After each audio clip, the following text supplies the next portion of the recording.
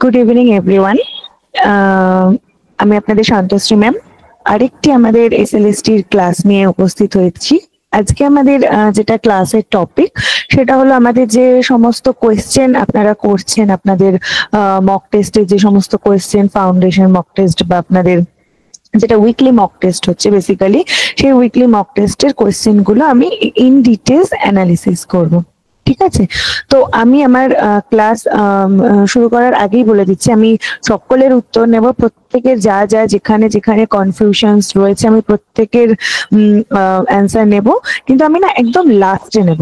তাহলে কি আমি আমার জিনিসটাও কভার আপ করে দিতে পারবো এবং তারপরে আমি আপনাদের সমস্ত ডাউটস, মানে আমি অ্যানালাইজ, ধরুন আপনি আমাকে একটা কোয়েশ্চেন করলেন, সেই কোয়েশ্চেনটা হয়তো আমি অলরেডি অ্যানালাইসিস করব। ঠিক আছে, তো আমি লাস্টে আপনাদের যা যা রয়েছে আপনারা নোট করে রাখুন, আমি লাস্টে আপনাদের সমস্ত ডাউটের অ্যান্সার দেব। এবং আরেকটা যেটা কথা সেটা হলো যে চেষ্টা করবেন যে আপনারা যে মানে যে মক টেস্ট আপনারা দিয়েছেন সেটার অ্যান্সার কি না দেখে উত্তর দেওয়ার। ঠিক আছে, অলরেডি একবার আপনারা দিয়ে দিয়েছেন, আপনাদের মাথাতে রয়েছে, বাট আপনাদের কাছে যেহেতু অ্যান্সার কি রয়েছে, তো আশা করবো সেটা না দেখে আপনারা উত্তরগুলো বলার চেষ্টা করবেন। ঠিক আছে, তো ফার্স্টেই আমি বলি, আগের দিন আমাকে দুজন বলেছিলেন, মোস্ট প্রবাবলি রাজকুমার, আরেকজন বোধহয় নাজিবুর বা এরকম সামথিং কিছু একটা, নাজিবুর মোস্ট প্রবাবলি, আমি যতদূর মনে করতে পারছি। তো এনারা আমাকে বলেছিলেন যে ম্যাম বিদ্যালয় শিক্ষার হৃৎপিণ্ড কি না পাঠ্যক্রম। এক সেকেন্ড, তো এইটা আমি ফার্স্টেই বলবো যে একদম যিনি নাজিবুর এবং যিনি রাজকুমার, ওনারা দুজন একদম সঠিক অ্যান্সার দিয়েছেন। ঠিক আছে, এখানে শিক্ষক হবে না, এটা আমি কি বলে কারেকশনে পাঠিয়েছি, যেটা আমাদের বিদ্যালয় শিক্ষা লেখা আছে। ঠিক আছে, শুধু শিক্ষা বলা হয়নি। যদি ভুলটা কোথায় হয়েছে, যে শুধু শিক্ষার হৃৎপিণ্ড ভেবে আমি অ্যান্সারটা বলেছিলাম, যে শিক্ষার হৃৎপিণ্ডকে শিক্ষক এবং শিক্ষার্থী বোধ, যদি শুধু শিক্ষার থাকে, কিন্তু আমাদের কোয়েশ্চেনে আছে বিদ্যালয় শিক্ষার। ঠিক আছে, তো এটা একটু আপনারা কারেকশন করে নেবেন, সেটা পাঠ্যক্রম হবে। ওকে, আমাদের বিদ্যালয় যদি অপশনে থাকে বিদ্যালয় শিক্ষার হৃৎপিণ্ড, যদি স্কুল এডুকেশন সিস্টেমের হৃৎপিণ্ড বলা হয়, তাহলে ওটার অ্যান্সার হবে পাঠ্যক্রম। কিন্তু যদি বিদ্যালয়টা উল্লেখ করা না থাকে, যদি শুধু শিক্ষার হৃৎপিণ্ড বলা হয়, দেন শিক্ষক এবং শিক্ষার্থী দুজনেই হবে। ঠিক আছে, এটা একটু কারেকশন করে নেবেন। ওকে, নেক্সট আরেকটা যেটা আমাদের আমি অ্যানালিসিস করার সময় আমি যে কোয়েশ্চেন গুলো দেখার সময় পেয়েছি, সেটা হলো এই যে সক্রেটিস মেথড। আপনাদের সক্রেটিক মেথড বলে অ্যান্সার দেওয়া ছিল কি বক্তৃতা পদ্ধতি। কিন্তু এখানে বক্তৃতা বা আপনার বিতর্কর মধ্যে গুলিয়ে গেছে, যেহেতু ব রয়েছে, এইখানে হবে এটা আলোচনা পদ্ধতি। হ্যাঁ, এই দুটো কোয়েশ্চেন একটু আপনারা কারেকশন করে নেবেন, কারণ সক্রেটিস আমি যদি বলি, তিনি মেন যেটা মেথড দিয়েছিলেন কোয়েশ্চেন অ্যান্সার মেথড। ঠিক আছে, কোয়েশ্চেন অ্যান্সার প্লাস তার সাথে ডায়লগ মেথড, যে কথোপকথনের মাধ্যমে, এবং আপনাদের যেটা আলোচনা ডিসকাশন, এইগুলোর ওপর আমাদের সক্রেটিস মূলত মানে প্রাধান্য দিয়েছিলেন। বিতর্ক পদ্ধতি, আলোচনা পদ্ধতি, প্রশ্ন উত্তর পদ্ধতি, এইগুলোকে কি বলা হয় না সক্রেটিস মেথড বলা হয়ে থাকে। ঠিক আছে, তো এই দুটো কোয়েশ্চেন আপনারা একটু কারেকশন করে নেবেন। ওকে, ওখানে বিতর্ক এবং বক্তৃতাতে মিসআন্ডারস্ট্যান্ড হয়ে হয়তো এ অপশন চলে গেছে আপনাদের কাছে, বাট এটার কারেক্ট আনসার হবে আলোচনা পদ্ধতি। ক্লিয়ার? ওকে, নেক্সট এবার এটা বলুন, হিন্দু বিবাহ পুনর্বিবাহ আইন কত খ্রিস্টাব্দে পাশ হয় এবং সালের সাথে সাথে আপনারা কে করেছিলেন সেটাও লিখুন। হিন্দু বিধবা পুনর্বিবাহ আইন কত সালে কে করেছিলেন?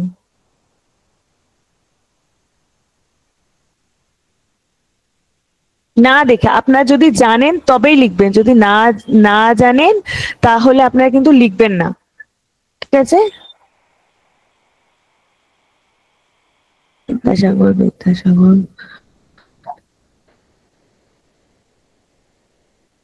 একদম আমাদের রাইট অ্যান্সার কি 1956 সালে আমাদের কি না বিধবা বিবাহ আইন পাশ করা হয়, এবং যেটি মূল মূল কে ছিলেন না আমাদের ঈশ্বরচন্দ্র বিদ্যাসাগর।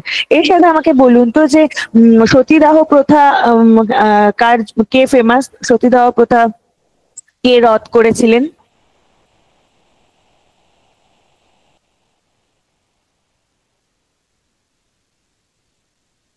ওকে, ভেরি গুড। মাথায় রাখবেন সতীদাহ প্রথার মেন ছিলেন রাজা রামমোহন রায়, এবং বিধবা বিবাহের প্রচলন এখানে মেন ছিলেন বিদ্যাসাগর, কিন্তু পরবর্তীকালে কিন্তু রামমোহন রায়ও এটাকে এগিয়ে নিয়ে গেছিলেন। ঠিক আছে, 1929 আচ্ছা হ্যাঁ সতীদাহ প্রথা, কিন্তু বিদ্যাসাগর আমাদের 1956 খ্রিস্টাব্দে হিন্দু বিবাহ প্রচলন করেন। ওকে, নেক্সট রয়েছে কি বয়স্ক শিক্ষা। কত বছর থেকে কত বছর বয়স পর্যন্ত মানুষদেরকে বয়স্ক শিক্ষার আন্ডারে বলা হয়, এবং কে মূলত বয়স্ক শিক্ষার উপর জোর দিয়েছিলেন? নামটা বলবেন যদি জানা থাকে। বয়স্ক শিক্ষার কথা মূলত কে বলেছিলেন? লর্ড বেন্টিং এবং আপনাদের রাজা রামমোহন রায়। নীতিশ দুজনে একসাথে, রাজা রামমোহন রায় লর্ড বেন্টিং এর সহায়তায় সতীদাহ প্রথা ইয়ে করেছিলেন। ওকে, শ্যামলী একটা অ্যান্সার দিয়েছেন। কোঠারি কমিশন, আচ্ছা ওকে। না, একজন মানুষ রয়েছেন যিনি মূলত বয়স্ক শিক্ষার প্রচলন করেছিলেন এবং খুব সাপোর্ট করেছিলেন।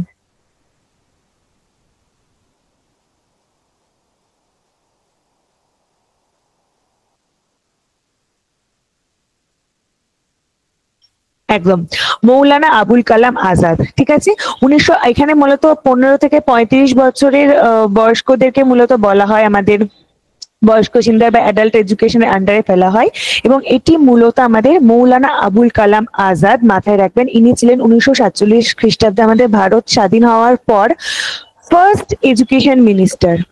ঠিক আছে, মৌলানা আবুল কালাম আজাদ ছিলেন আমাদের ভারত স্বাধীন হওয়ার পর ফার্স্ট এডুকেশন মিনিস্টার।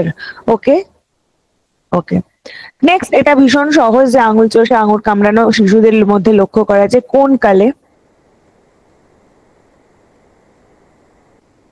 শৈশবকালে। কোন কালকে ঝড়ঝঞ্ঝার কাল বলা হয়?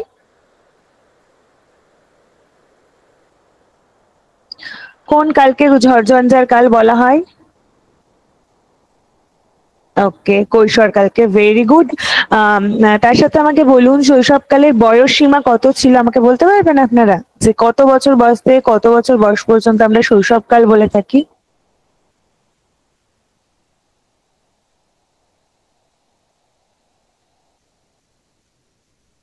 1 থেকে 5-6 বছর। একদম, রাজকুমার একদম সঠিক অ্যান্সার দিয়েছে, বাদ বাকিরা 5-6 লিখছে।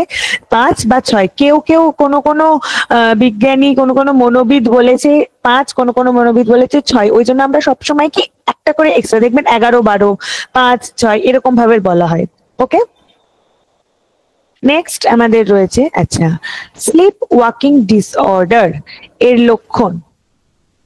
স্লিপ ওয়াকিং ডিসঅর্ডারের লক্ষণ কোথায় দেখা যায়?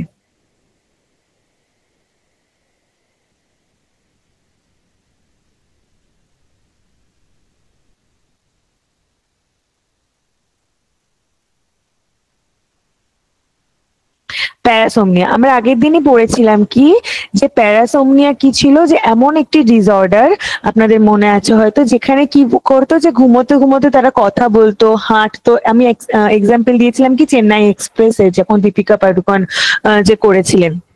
তো প্যারাসোমনিয়া মূলত কিসের জন্য? আপনাদের হাঁটার সময়, আপনাদের কথা বলার সময় মূলত যে ধরনের বিহেভিয়ার গুলো করা হয় সেটাকে বলা হয় প্যারাসোমনিয়া। ঠিক আছে, এবার আমি বলি ডিসোমনিয়া কি। ডিসোমনিয়া কি? এটা হলো মূলত আপনাদের ঘুমের কোয়ালিটি এবং কোয়ান্টিটিতে যে স্ট্রাগল, মানে আপনাদের রাতের বেলা ঘুমোতে পারছেন না। ঠিক আছে, আপনার কোয়ালিটিফুল ঘুম হচ্ছে না, আপনার যত পরিমাণ ঘুম হওয়ার কথা তত পরিমাণে ঘুম হচ্ছে না, সেটাকে কি বলা হয়? ডিসোমনিয়া। ওকে। এবং তার সাথে সাথে ফোবিয়া মানে আপনারা জানেন যে ফোবিয়ার অর্থ কি, যে যেকোনো বিষয়ে অতিরিক্ত যে ভয়, নানান ধরনের ফোবিয়া আমরা পড়েছিলাম। জলে ভয়, মাকড়সাতে ভয়ও হয়, তারপরে তার সাথে নিডলে ভয়, ব্লাডে ভয়, উচ্চ স্থানে ভয়, নানান ধরনের ফোবিয়া। এবং অ্যাংজাইটি মানে আমাদের কি, দুশ্চিন্তা। আমরা কোনো একটা কাজ করতে পারছি না বা কিছু হচ্ছে না, তখন আমাদের মধ্যে যে একটা দুশ্চিন্তার সৃষ্টি হয়, সেটাকে কি বলা হচ্ছিল না, অ্যাংজাইটি। ঠিক আছে, ওকে। ইগনিউ প্রতিষ্ঠা হয়েছিল কত সালে? ইগনুর ফুল ফর্ম বলবেন এবং প্রতিষ্ঠার সাল বলবেন।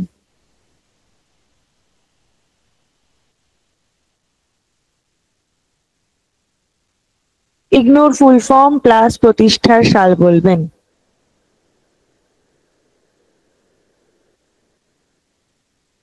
কবিতা একদম ঠিক। Indira Gandhi national open university,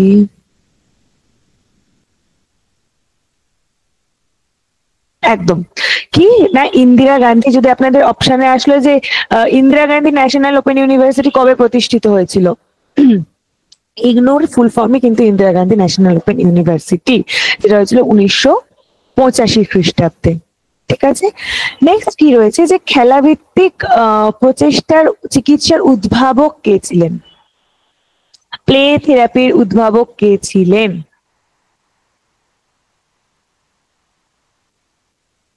তার সাথে সাথে আমাকে লিখা বলবেন যে সিগমন্ড ফ্রয়েড কোন চিকিৎসার উদ্ভাবক ছিলেন, থার্স্টন কি জন্য বিখ্যাত, এবং প্যাভলভ কি জন্য বিখ্যাত?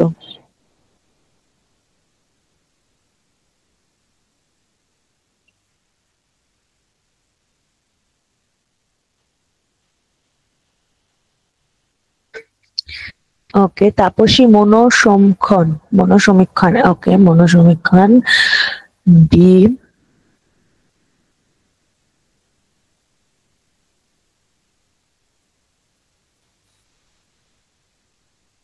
ওকে, ভেরি গুড, অনেকে অ্যান্সার দিয়েছেন। থার্স্টনটা কেউ বলেননি এখনো, থার্স্টনটা বলুন।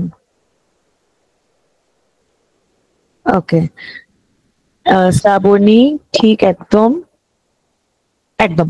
আমরা কি জানি যে অ্যানা ফ্রয়েড ছিলেন মূলত সিগমন্ড ফ্রয়েডের মেয়ে।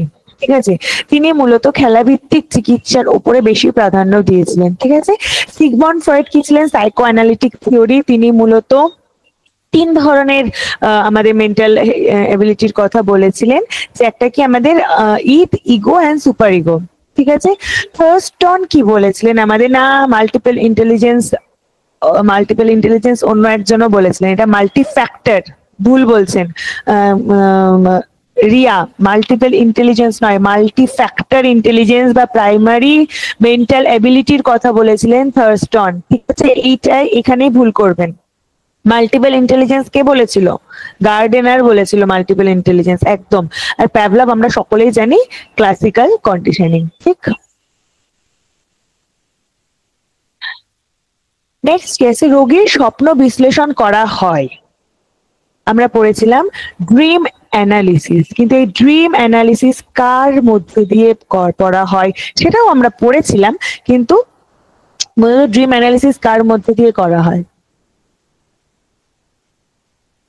একদম কি না, মুক্ত সঞ্চালন বা আমাদের ফ্রি অ্যাসোসিয়েশন মধ্যে দিয়ে। ফ্রি অ্যাসোসিয়েশন আমরা কি পড়েছিলাম, একজন রোগীকে একটি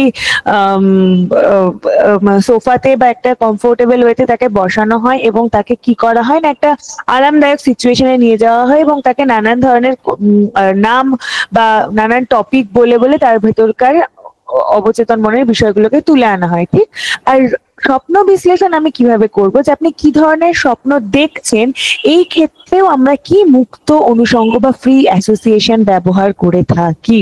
ঠিক আছে, খেলা ভিত্তিক মূলত শৈশবকালের বাচ্চাদের জন্য করা হয়, এবং এই ওকে, প্যারানয়েড টাইপ সিজোফ্রেনিয়ার একটি লক্ষণ।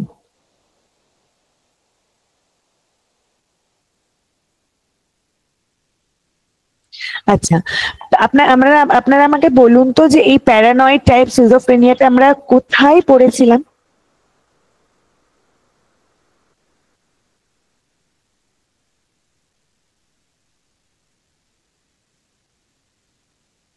DSM-4, ওকে। DSM-4 এর কত নাম্বার অ্যাক্সিসে? ওকে,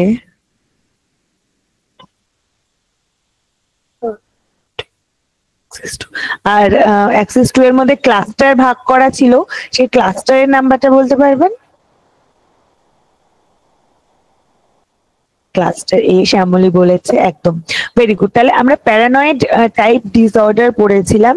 আমাদের DSM-4 যেটা ছিল, সেই DSM-4 এর যে অ্যাক্সিস 2 তে ছিল আমাদের পার্সোনালিটি ডিসঅর্ডার, সেই পার্সোনালিটি ডিসঅর্ডারের মধ্যে কোথায় পড়েছিলাম না, আমরা পড়েছিলাম ক্লাস্টার এ তে। ওকে, এবার আমার কথা হলো যে বাকি যে রয়েছে এখানে হলো কি, আমরা কি পড়েছিলাম, যে সন্দেহ প্রবণতা থাকবে, ঠিক, সন্দেহ প্রবণতা থেকে যাবে, ঠিক। বাকি আর কি ছিল? সিজয়েড, সিজোটাইপাল, এই দুটো ছিল ক্লাস্টার এ। সিজয়েড আমরা কি পড়েছিলাম, এখানে সামাজিক সম্পর্ক স্থাপনে অনীহা থাকবে, মেলামেশা করতে পারবে না। সিজোটাইপালে কি পড়েছিলাম, অদ্ভুত আচরণ করবে, চিন্তামগ্ন অবস্থায় থাকবে। ক্লাস্টার বি এর মধ্যে আমরা অনেকগুলো পড়েছিলাম, একটা কি ছিল, সমাজ বিরুদ্ধ, আর কি পড়েছিলাম, বর্ডার লাইন পড়েছিলাম, হিস্ট্রনিক পড়েছিলাম, নার্সিসিস্ট পড়েছিলাম, ঠিক। তো এই সমাজ বিরুদ্ধ ছিল যেটা সমাজের বিরোধিতা, বর্ডার লাইনে কি ছিল, এদের স্থায়িত্বের অভাব থাকবে, হিস্ট্রনিকে কি ছিল, যেখানে অত্যাধিক মনোযোগ বা আকর্ষণ বা মানে অতিরিক্ত মনোযোগ আকর্ষণকারী আচরণ থাকবে। নার্সিসিস্টে পড়েছিলাম প্রচুর মাত্রায় জাঁকজমক, অর্থাৎ নিজের মানে আত্মপ্রশংসার একটা চাহিদা দেখা যাবে নার্সিসিস্টে। আর ক্লাস্টার সি তে কি কি ছিল, অ্যাভয়েডেন্ট, ডিপেন্ডেন্ট এন্ড ওসিপিডি। মাথায় রাখবেন, OCPD, obsessive compulsive personality disorder, cluster C তে রয়েছে, কোয়েশ্চেন আসতেই পারে। ওকে, নেক্সট, নাইটমেয়ার ডিসঅর্ডার ঘুমের কোন স্তরে দেখা যায়?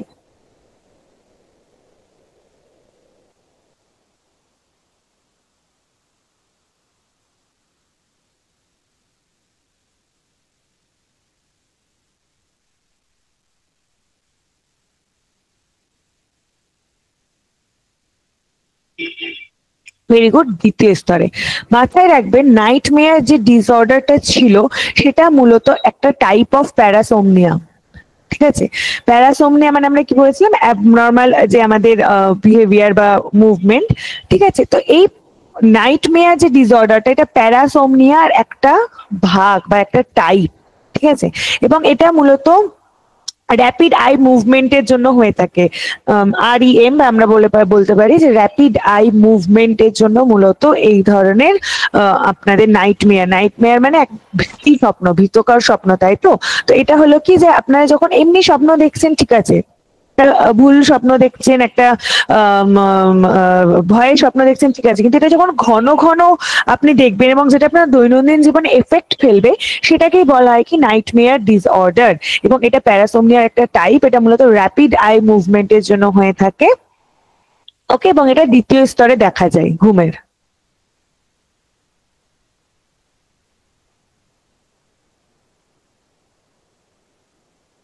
কি যায়, র্যাপিড আই মুভমেন্ট বেশি হলে কি হয়, sleep terror disorder and sleep walking ডিসঅর্ডারও একটা টাইপ, একদম।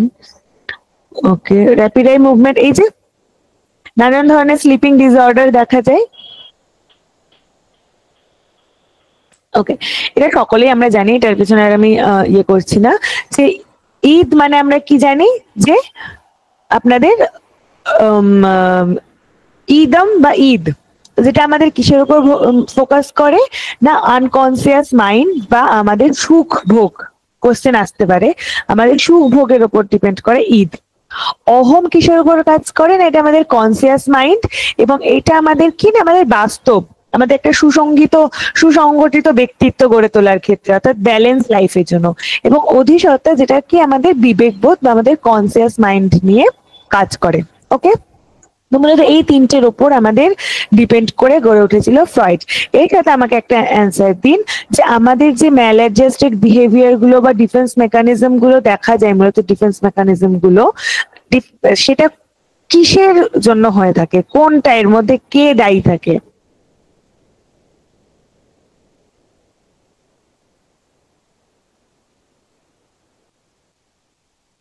শুধু ইগো বললে হবে না, আনকনসিয়াস যারা লিখেছেন, ইগো আনকনসিয়াসলি আমাদেরকে কি করে, যেমন বিশ্বজিৎ, সুস্মিতা এরা একদম ঠিক লিখেছেন যে ইগো অ্যান্ড আনকনসিয়াস মাইন্ড, একদম একদম ইগো অ্যান্ড আনকনসিয়াস মাইন্ড আমাদেরকে আমাদের ওই ব্যক্তিত্বের ওই ডিফেন্স মেকানিজম বা ওইগুলোতে প্রভাব ফেলে থাকে। Very good. নেক্সট কি রয়েছে, জাতীয় শিক্ষানীতি 1986 কটা অধ্যায়ের সংখ্যা ছিল?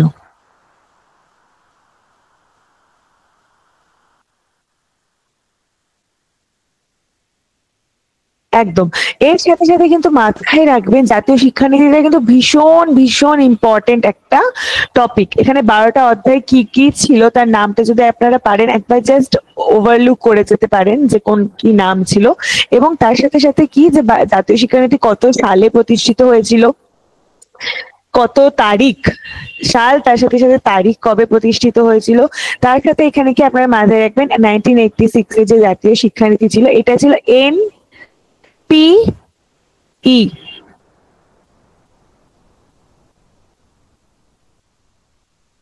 ন্যাশনাল পলিসি অন এডুকেশন, ঠিক আছে। আর যেটা 2020 যেটা ছিল আপনাদের, 2020 যেটা ছিল আপনাদের সেটার নাম কি ছিল? NEP। ওকে, একদম। এবং এর সাথে আপনার জাতীয় শিক্ষানীতি প্রত্যেকটায় তিনটায় কিন্তু ভালো করে পড়ে যাবেন। কি বললাম যে কত সালে কত তারিখ, কত সালে কত তারিখ তিনটেরই আপনারা পড়ে যাবেন, ঠিক আছে। জাতীয় শিক্ষানীতির কোশ্চেন একবার আমাদের এসেছিল যে কোনটা NPE না NEP, মাথায় রাখবেন 1968, 1986 এই সবগুলো NPE, national policy on education, আর 2020টা ছিল NEP, ঠিক আছে। আর 77 একটা ছিল যেটা খুব বেশি আপনাদের প্রভাব ফেলেনি, ঠিক আছে। তো ওটাকে আমরা একদম গ্রাহ্যই করি না সেরকম ভাবে। চারটেই 1968, 77, 86 আর 2020। আচ্ছা, বিরক্তিপূর্ণ মনোভাব এবং আপনাদের অমনোযোগিতা লক্ষ্য করা যায়।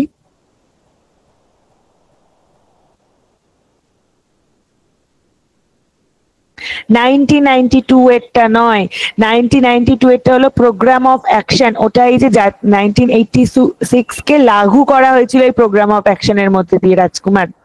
1992 এরটা জাতীয় শিক্ষানীতি নয়, ঠিক। 86 এর যেটা পলিসি ছিল সেটাকে লাগু করা হয়েছিল প্রোগ্রাম অফ অ্যাকশনের মধ্যে দিয়ে, যেটা 1992 তে হয়েছিল।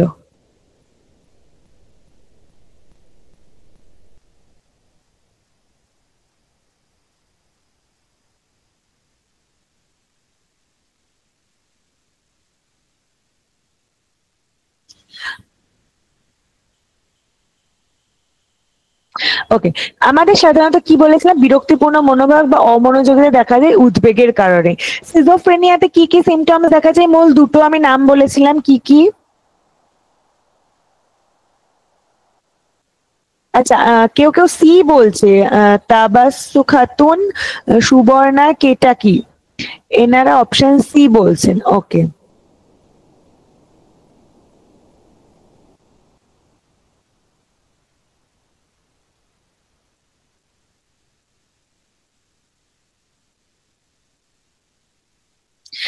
হ্যালুসিনেশন অ্যান্ড ডিলিউশন, ঠিক আছে। 1977, 78 ইপসিতা 1978, 68, 78, 86, 2020 জাতীয় শিক্ষানীতি। 78 এরটা খুব বেশি প্রাধান্য পায়নি, ওই জন্য ওটাকে আমরা গুরুত্ব দিই না। মেন এই তিনটেই 68, 86, 2020। ওকে ওকে, আমরা সিজোফ্রেনিয়াতে পড়েছিলাম কি কি সিমটমস, হ্যালুসিনেশন অ্যান্ড ডিলিউশনস।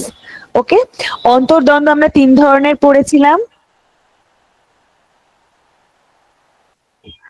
4 ধরনের পড়েছিলাম, সরি। কনফ্লিক্ট মানে আমরা কি পড়েছিলাম যে আমাদের যখন একটি মানে দুটো সিচুয়েশনের মধ্যে যখন আমরা ডিসিশন নিতে পারি না এবং এর ফলে আমাদের মনে যে একটা দ্বন্দ্বের সৃষ্টি হয় সেটাকে আমরা কি বলেছিলাম, অন্তর্দ্বন্দ্ব, ঠিক।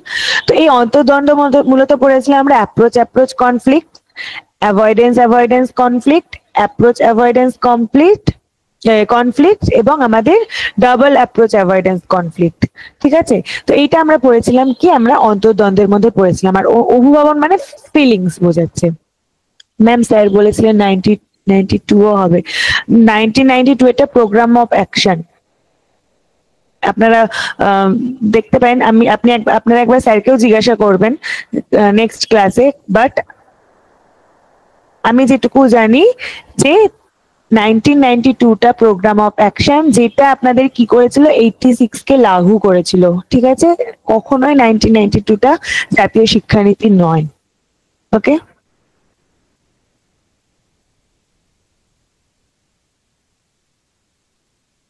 একটি হতাশাজনিত আচরণ কি, আমাদের হতাশাজনিত আচরণ কিসের জন্য হয়ে থাকে, মূলত অবদমনের জন্য। অর্থাৎ আমরা যখন নিজেদের ফিলিংস যখন আমরা দমিয়ে রাখি বা অন্তর্গহ্বরে নিয়ে যাই, তখন আমাদের কি হয়, একটা হতাশাজনক বা আমাদের একটা হতাশাজনক আচরণ দেখা যায় মূলত অবদমনের ফলে।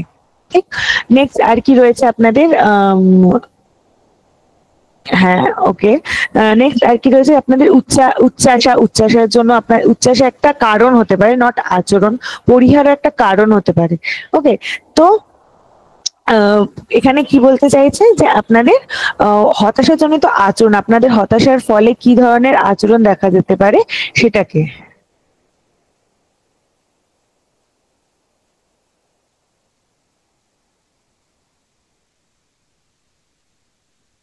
অভিগমন, আচ্ছা অভিগমনটা কি ম্যাম? অভিগমন হলো আপনাদের, আমি পড়েছিলাম conflict, approach conflict, approach avoidance conflict. ওখানে যে অ্যাপ্রোচ যেটা, ওটার বাংলা হলো অভিগমন।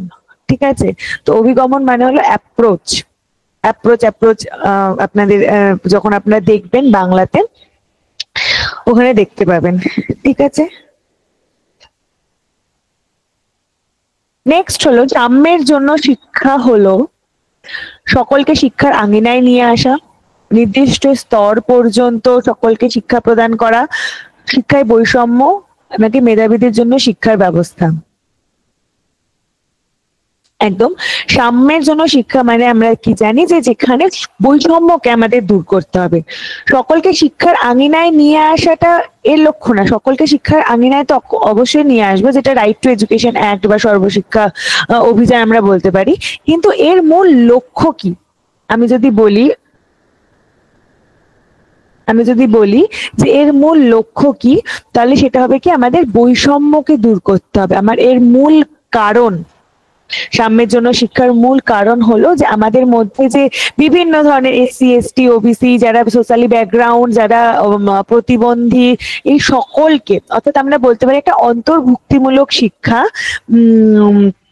আমাদের কি করা না, অন্তর্ভুক্তিমূলক শিক্ষার যে কারণ হিসেবে আমরা দেখতে পারি সেটা হলো সাম্য বা ইকুইটি আমরা বলতে পারি। ঠিক আছে, হ্যাঁ অপশন এটা হলো আপনাদের ইনক্লুসিভ এডুকেশন।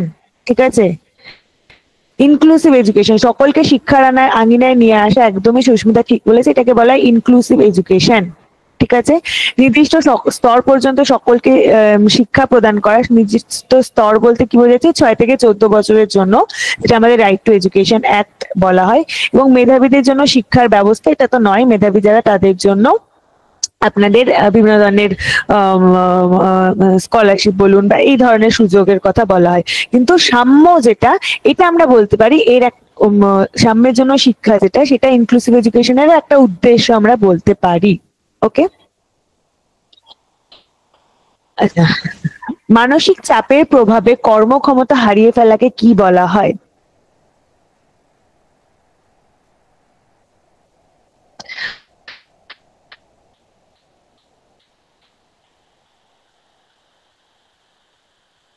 ওকে, তাবাসসু বলছে বার্ন অফ, বাকি সবাই বলছে বার্ন আউট। ওকে, বার্ন আউট মানে হলো আমাদের মানসিক চাপের প্রভাবে আমরা যখন কর্মক্ষমতা হারিয়ে ফেলছি, হ্যাঁ সেটাকে কি বলা হচ্ছে, বার্ন আউট। অর্থাৎ বার্ন হয়ে যাচ্ছে, বেরিয়ে যাচ্ছে, আমাদের কর্মক্ষমতা হারিয়ে ফেলছি আমরা। বার্ন ইন মানে কি, যখন আমাদের কোনো একটা বিষয় বা আমাদের যখন কোনো মানসিক একটা ভাবনা চিন্তা যখন আমাদের মনের অভ্যন্তরে গেঁথে যায়, ঠিক আছে, সেটাকে কি বলা হয়, বার্ন ইন। ওকে, নেক্সট কি বলেছে, বার্ন অফ। বার্ন অফ মানে হলো যে যে নেতিবাচক ভাবনা বা কাজ আমার মোকাবিলা কমাতে, মানে যে নেতিবাচক ভাবনা বা কাজ মোকাবিলা আমাদেরকে কমাতে সাহায্য করে। ঠিক আছে, আমাদের যে ভাবনা চিন্তা, যে আমাদের নেতিবাচক মনোভাব থাকছে, সেটা যেটা আমরা যখন কমাবো, যখন আমরা সেটাকে বাদ দিব আমাদের মাইন্ড থেকে, তখন সেটাকে কি বলা হয়, বার্ন অফ। একটা কি কর্মক্ষমতা হারিয়ে ফেলছি, একটা কি করছি আমাদের মনে গেঁথে যাচ্ছে, এবং বার্ন অফ মানে আমি কি করছি, নেক্সট আমি কি করছি, বার্ন অফ করছি, মানে আমার এই নেগেটিভ চিন্তা ভাবনাটাকে আমি বার করে দিচ্ছি আমার মাথা থেকে। ঠিক আছে, তো এই হলো তিনটে। এটা অলরেডি আমি এক্সপ্লেন করলাম।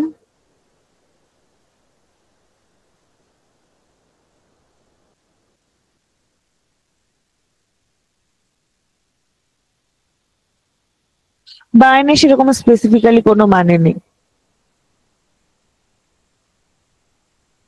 বিবেকবোধ আমি অলরেডি এক্সপ্লেন করে দিয়েছি যে আমাদের বিবেকবোধ আমাদের অধিসত্তা, মানে সুপার ইগো। ঠিক, সুপার ইগো আমাদের বিবেকবোধ নিয়ে কাজ করে, এবং আমাদের ইচ্ছা শক্তি যেটা, সেটা আমাদের ঈদ কাজ করে। ঠিক আছে, যে আমাদের ঈদ কাজ করে ইচ্ছা শক্তি নিয়ে, এবং আমাদের বিবেকবোধ কাজ করে আমাদের কি বলে ওটাকে, সুপার ইগো নিয়ে। ঠিক আছে,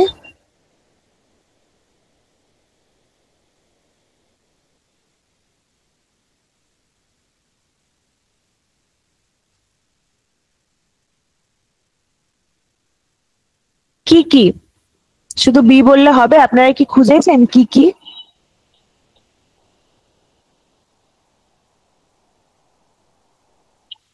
চারটে ভাগ কি কি?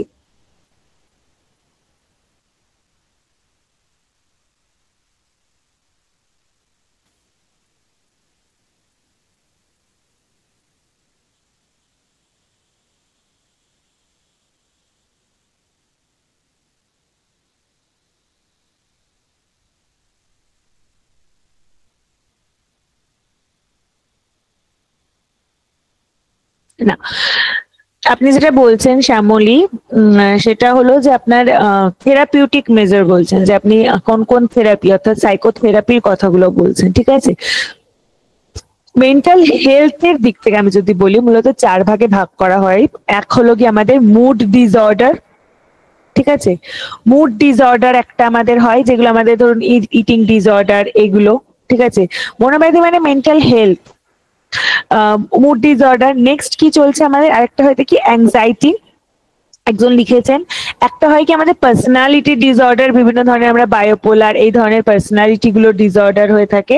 এবং আরেকটা আমাদের কি হয়, যে সাইকোটিক, যেমন স্কিজোফ্রেনিয়া, এইটা। ঠিক আছে, এই চারটে ভাগে মূলত আমাদের মনোব্যাধিকে ভাগ করা হয়ে থাকে। এর আন্ডারে বাদ বাকি আরো, যে আপনারা বায়োপোলার ডিসঅর্ডার, ইটিং ডিসঅর্ডার প্রচুর প্রচুর পাবেন। মেন এই চারটে ভাগে ভাগ করা হয়ে থাকে। ওকে,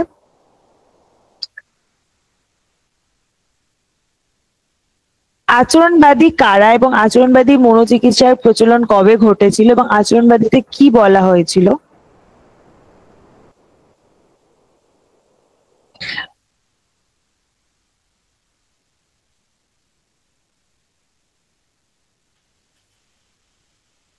আগেরটা আরেকবার হলো, চার টাইপের মেন্টাল হেলথের বলেছিলাম। একটা হলো মুড ডিসঅর্ডার, একটা হয় আমাদের অ্যাংজাইটি, একটা হয় আমাদের পার্সোনালিটি, এবং আরেকটা হয় আমাদের সাইকোটিক। ওকে, মৌমিতা দুজনের নাম বলেছেন, আরেকজন হবে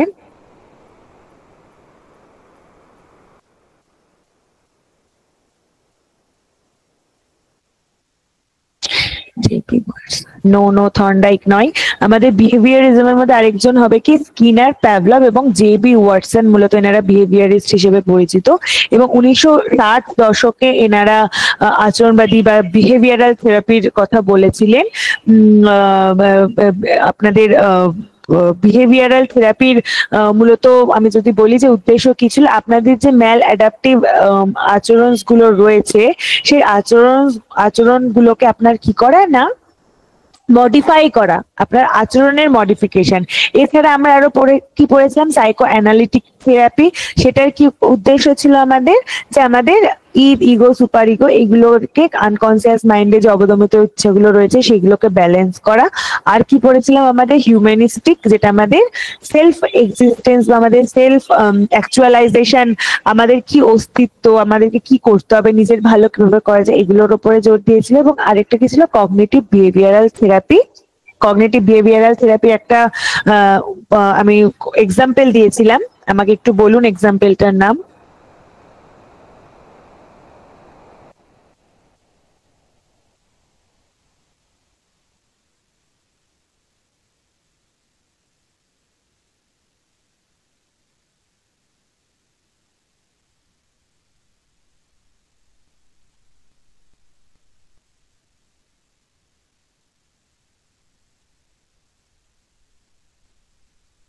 ওকে, REBT, আচ্ছা। সাইকো অ্যানালিটিক থিওরি ছিলেন সিগমন্ড ফ্রয়েডের। বিহেভিয়ারাল থেরাপিতে মূলত ছিল আপনাদের স্কিনার, প্যাভলক, জেবি ওয়াটসন, তারপর কি ওটাকে বলে কগনিটিভ বিহেভিয়ারাল থেরাপি, যেটা বিখ্যাত ছিল, একটা হলো REBT আর একটা হলো অ্যারন বেকের একটা ছিল থিওরি। REBTটা মূলত কার, REBTটা কে বলেছিলেন? অ্যালবার্ট এলিস, একদম অ্যালবার্ট এলিস মূলত REBTর কথা বলেছিলেন। ওকে, নেক্সট হলো স্কিজোফ্রেনিয়াকে কয় ভাগে ভাগ করা যায়, কি কি? আমাকে উত্তরটা আপনারা দেবেন, স্কিজোফ্রেনিয়াকে কয় ভাগে ভাগ করা যায় এবং কি কি?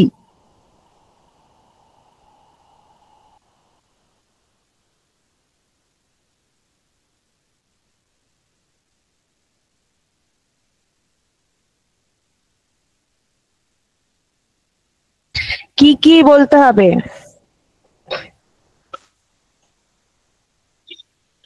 তারপর একটা বলেছে, চারটে মনে রাখতে হবে।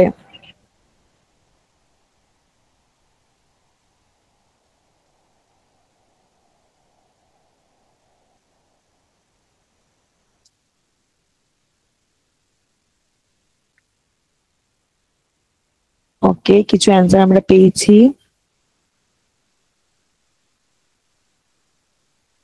ওকে, মৌমিতা, সুরজিৎ, শ্যামলী, নীতিশ, রাজকুমার, ভেরি গুড। আমরা পড়েছিলাম চার ভাগে, স্কিজোফ্রেনিয়াকে চার ভাগে ভাগ করা যায়। সেটা কি কি ছিল? সিম্পল স্কিজোফ্রেনিয়া, হেভিফ্রেনিক স্কিজোফ্রেনিয়া, ক্যাটাটনিক স্কিজোফ্রেনিয়া এবং প্যারানয়েড স্কিজোফ্রেনিয়া। ক্লিয়ার?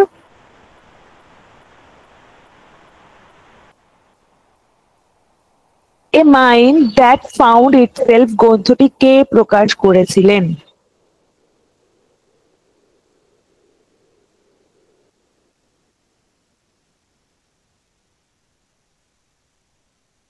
কত সালে সেটাও বলবেন।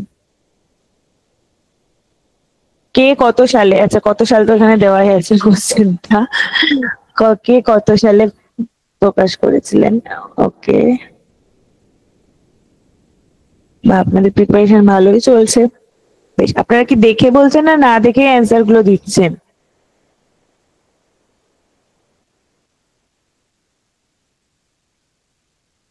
না না, অর্পণ একবার দেখে নেবেন, বিয়ার্স নট রিয়ার্স। ওকে, 1908 সালে মূলত এটা কিসের উপর ছিল এই বইটা? আপনাদের মেন্টাল, দূর, আপনাদের কিসের উপর ছিল মূলত? মেন্টাল হেলথ এর উপর এই বইটা ছিল, মেন্টাল হাইজিনের উপর, মেন্টাল হেলথ হাইজিনের উপর ছিল। এবং এই বইটা 1908 খ্রিস্টাব্দে আমি যদি বলি, ক্লিফোর্ড ওয়াটিংহাম বিয়ার্স, ঠিক আছে? কি বললাম? ক্লিফোর্ড ওয়াটিংহাম বিয়ার্স, মাথায় রাখবেন। শুধুমাত্র ওয়াটিংহাম বিয়ার্সও দিয়ে দিতে পারে, তখন আপনারা পড়বেন যে এরকম ভাবে তো পড়িনি, বা শুধু ওয়াটিংহাম দিয়ে দিল, বা শুধু ক্লিফোর্ড দিয়ে দিল। তো পুরো নামটা মাথায় রাখবেন, ক্লিফোর্ড ওয়াটিংহাম বিয়ার্স, 1908 সালে, a mind that found itself. শুধুমাত্র এইরকম পড়বেন না এইটুকুটা যে এই বইটা কত সালে এসেছিল। বইটার নাম সহ আপনারা যখন মুখস্থ করবেন বা আপনারা যখন পড়বেন, তখন বইটার নাম সহ মনে রাখবেন। ওকে, পার্সোনালিটি অ্যাডজাস্টমেন্ট টেস্ট কে আবিষ্কার করেছিলেন?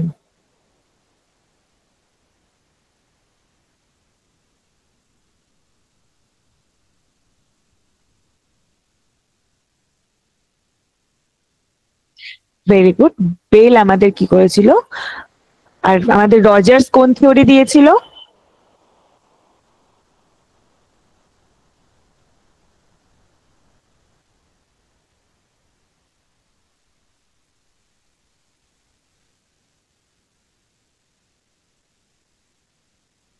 সেলফ থিওরি বা হিউম্যানিস্টিক থিওরি। একদম।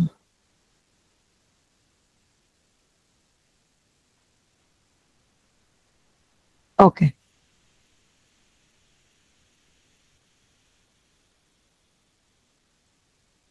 সুস্মিতা বলছে Rogers test of personality adjustment. না, পার্সোনালিটি অ্যাডজাস্টমেন্টের থিওরিটা দিয়েছিলেন বেল। রজার্স এর যেটা আমাদের সেটা হলো সেলফ থিওরি, ঠিক আছে, বা হিউম্যানিস্টিক থিওরি নামে আমরা পরিচিত।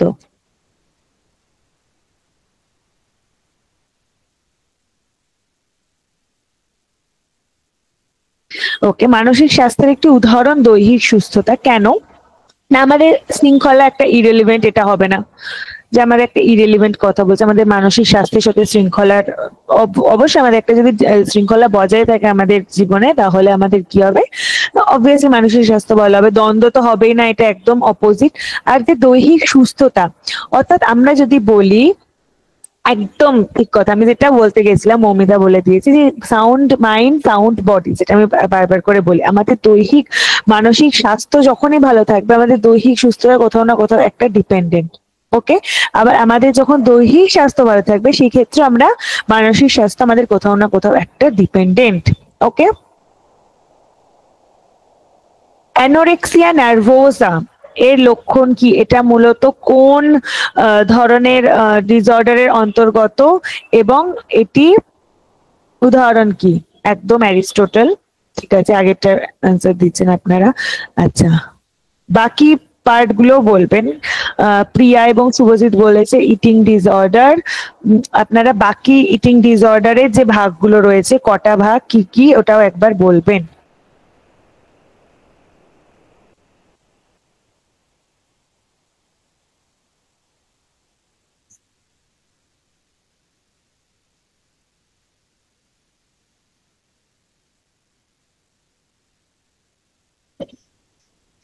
ওকে, অ্যানোরেক্সিয়া নার্ভোসা এর কথা, এর কি ছিল, যে মোটা হয়ে যাওয়ার ভয়। ঠিক আছে, মানে এরা খাদ্যই গ্রহণ করতো না। ঠিক, যে একদম তাবাসু, প্রিয়া এরা একদম ঠিক বলেছে, মৌমিতা একদম ঠিক অ্যান্সার দিয়েছে। যে অ্যানোরেক্সিয়া এরা এটা হলো কি একটা ইটিং ডিসঅর্ডার, যেটা কি হয়, যে আমাদের মোটা হয়ে যাওয়ার ভয় থাকে, যে আমরা অতিরিক্ত খাদ্য গ্রহণের যে আমরা বারণ করি, বা আমাদের যে একটা বডি ইমেজ থাকে সেটা আমরা ধরে রাখার চেষ্টা করি। ঠিক আছে, নেক্সট আর কি থাকে আমাদের, বুলিমিয়া। বুলিমিয়া নার্ভোসা কি বলে না, এখানে অতিরিক্ত বেশি পরিমাণে খেয়ে নেওয়া। ঠিক আছে, এটা হলো কি বুলিমিয়া নার্ভোসা, একসাথে অতিরিক্ত খাওয়া এবং তার সাথে অস্বাস্থ্যকর কৌশল। হ্যাঁ, এটার সাথে আরেকটা অ্যাড কি হবে, যে আমাদের একটা অস্বাস্থ্যকর কৌশল, আমরা খেয়ে নিয়ে ওয়েট লস করি। ঠিক আছে, আমরা খাওয়ার পরে জিম করছি, যে বেশি খেয়ে নিয়েছি বা বমি করছি, এটা ওটা কি হয়েছে, আমাদের বুলিমিয়া। আর আরেকটি আমাদের বিং, যেটা সেটা হলো অল্প সময়ে অত্যাধিক খাবার গ্রহণ, অর্থাৎ খাবারের উপর এদের কোনো নিয়ম কানুন থাকে না। ঠিক আছে, ওটা হয়ে যায় কি আমাদের, আপনাদের being eating disorder, ADHD। Bulimia গপ গপ করে খাওয়া আছে, ফুড ব্লগার। হম,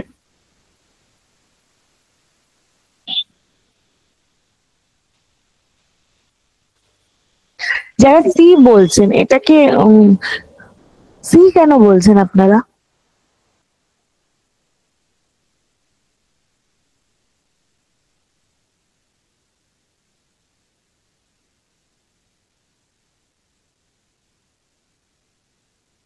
option D correct answer. ADHD বা attention deficit hyper activity disorder, মাথায় রাখবেন, হাইপার অ্যাক্টিভিটি, নট অ্যাক্টিভ। আমি একবার মাস্টার্স, আমি যখন আমাদের পরীক্ষা দিতে গিয়েছিলাম, তখন আমাকে ADHD এর ফুল ফর্ম ধরেছিল। ঠিক আছে, আমি তো বলেছিলাম attention deficit hyper active disorder, তখন আমাকে ম্যাম বলেছিলেন অ্যাক্টিভ না অ্যাক্টিভিটি, আমি গুলিয়ে গিয়ে অ্যাক্টিভ বলে এসেছিলাম। তো তারপর থেকে আমি বাড়িতে এসে যখনই দেখি যে অ্যাক্টিভিটি, মাথায় রাখবেন, কোশ্চেনে অ্যাক্টিভ দিয়েই দিতে পারে, একটাতে অ্যাক্টিভ দিলে একটাতে অ্যাক্টিভিটি দিল, তাতে যেন গুলিয়ে না যায়। এটা কি, এটা মূলত আপনাদের যেটা ADHD, এটা মূলত আপনাদের একদম রাজকুমার যেটা বলেছে অতি চঞ্চল, অর্থাৎ আপনাদের আপনার অতিরিক্ত কাজকর্ম, মানে এক জায়গায় শান্ত হয়ে বসে থাকতে পারবেন না, মানে এটা সাধারণত বাচ্চাদের মধ্যে বেশি মূলত দেখা যায়, যেখানে কি যায় যে অতিরিক্ত অকারণে চলাফেরা, খুব দুরন্ত, এটা ফেলছে ওটা ফেলছে, মানে নর্মাল না, বাচ্চা তো এমনি একটু নর্মাল হয়। এবং এখানে কি হয়, আপনাদের যে মনোযোগ, একটা জিনিসে এট এ টাইম বেশিক্ষণ মনোযোগ দিয়ে থাকতে পারবে না, মানে একটা দিলেন 1-2 মিনিট এসে বিরক্ত হয়ে গেল, ঠিক আছে। তো এটা কি কথা রয়েছে, অ্যাটেনশন ডেফিসিট, অর্থাৎ আপনার অ্যাটেনশন দিতে পারবে না সঠিক মতো। অ্যাটেনশন দেওয়ার জন্য, মনোযোগ, কোনো একটা বিষয়ে মনোযোগ দেওয়ার ক্ষেত্রে প্রবলেম হয়। এবং তার সাথে সাথে কি হয়, হাইপার অ্যাক্টিভিটি, তারা অতিরিক্ত চলাফেরা, অতিরিক্ত মানে দুরন্তপনা এদের মধ্যে দেখা যায়, ঠিক আছে। তো এটা হলো মূলত এডিএইচডি, এবং এটা মূলত 3 ধরনের, 4 ধরনের মূলত দেখা যায়। একটা হয় কি প্রিডমিনেন্টলি, একটা হয় কি হাইপার অ্যাক্টিভ, আর একটা হয় ইনঅ্যাটেন্টিভ, আর একটা হয় কম্বাইন্ড।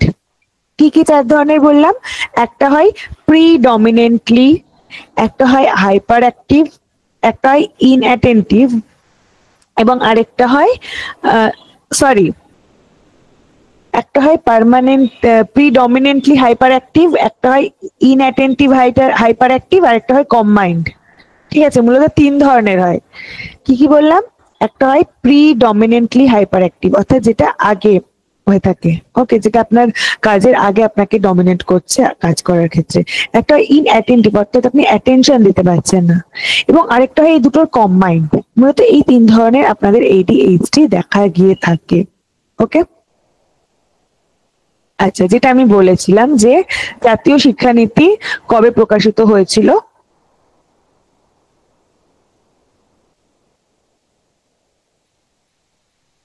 এবং এটি কে করেছিল?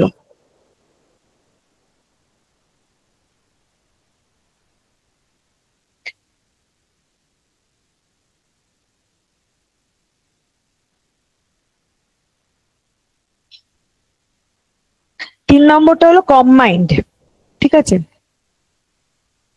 রাজীব গান্ধী, ওকে ওকে। রাজীব গান্ধী কত সালে একটা ড্রাফট বের করেছিল? এটা তো একদম আপনারা ঠিক বলেছেন যে 21শে এপ্রিল 1996। এবার আমাকে বলুন যে রাজীব গান্ধী কত সালে ড্রাফট বার করেছিল?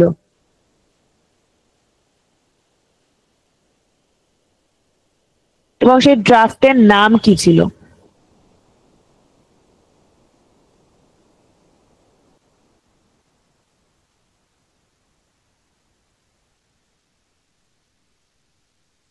অর্পণ, 1885?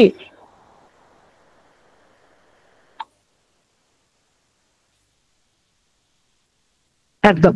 আমাদের যখন ইন্দিরা গান্ধী 1984 সালে মারা যান, তারপরে রাজীব গান্ধী আমাদের শিক্ষার রিফর্ম আনার জন্য তিনি গোটা ভারতবর্ষ ঘুরে দেখেন, এবং তারপরে তিনি 1985 সালে একটি আমাদের ভারতের শিক্ষার উন্নয়নের জন্য একটি ড্রাফট তৈরি করেছিলেন, যেটার নাম ছিল challenge of education, A policy perspective, ঠিক আছে।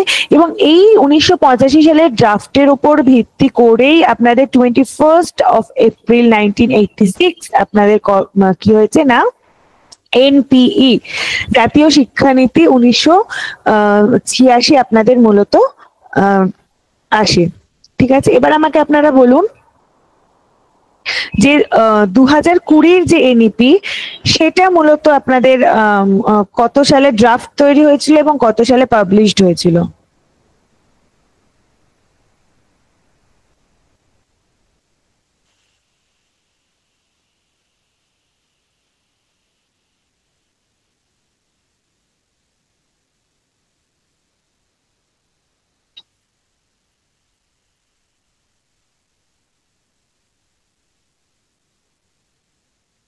Publication date?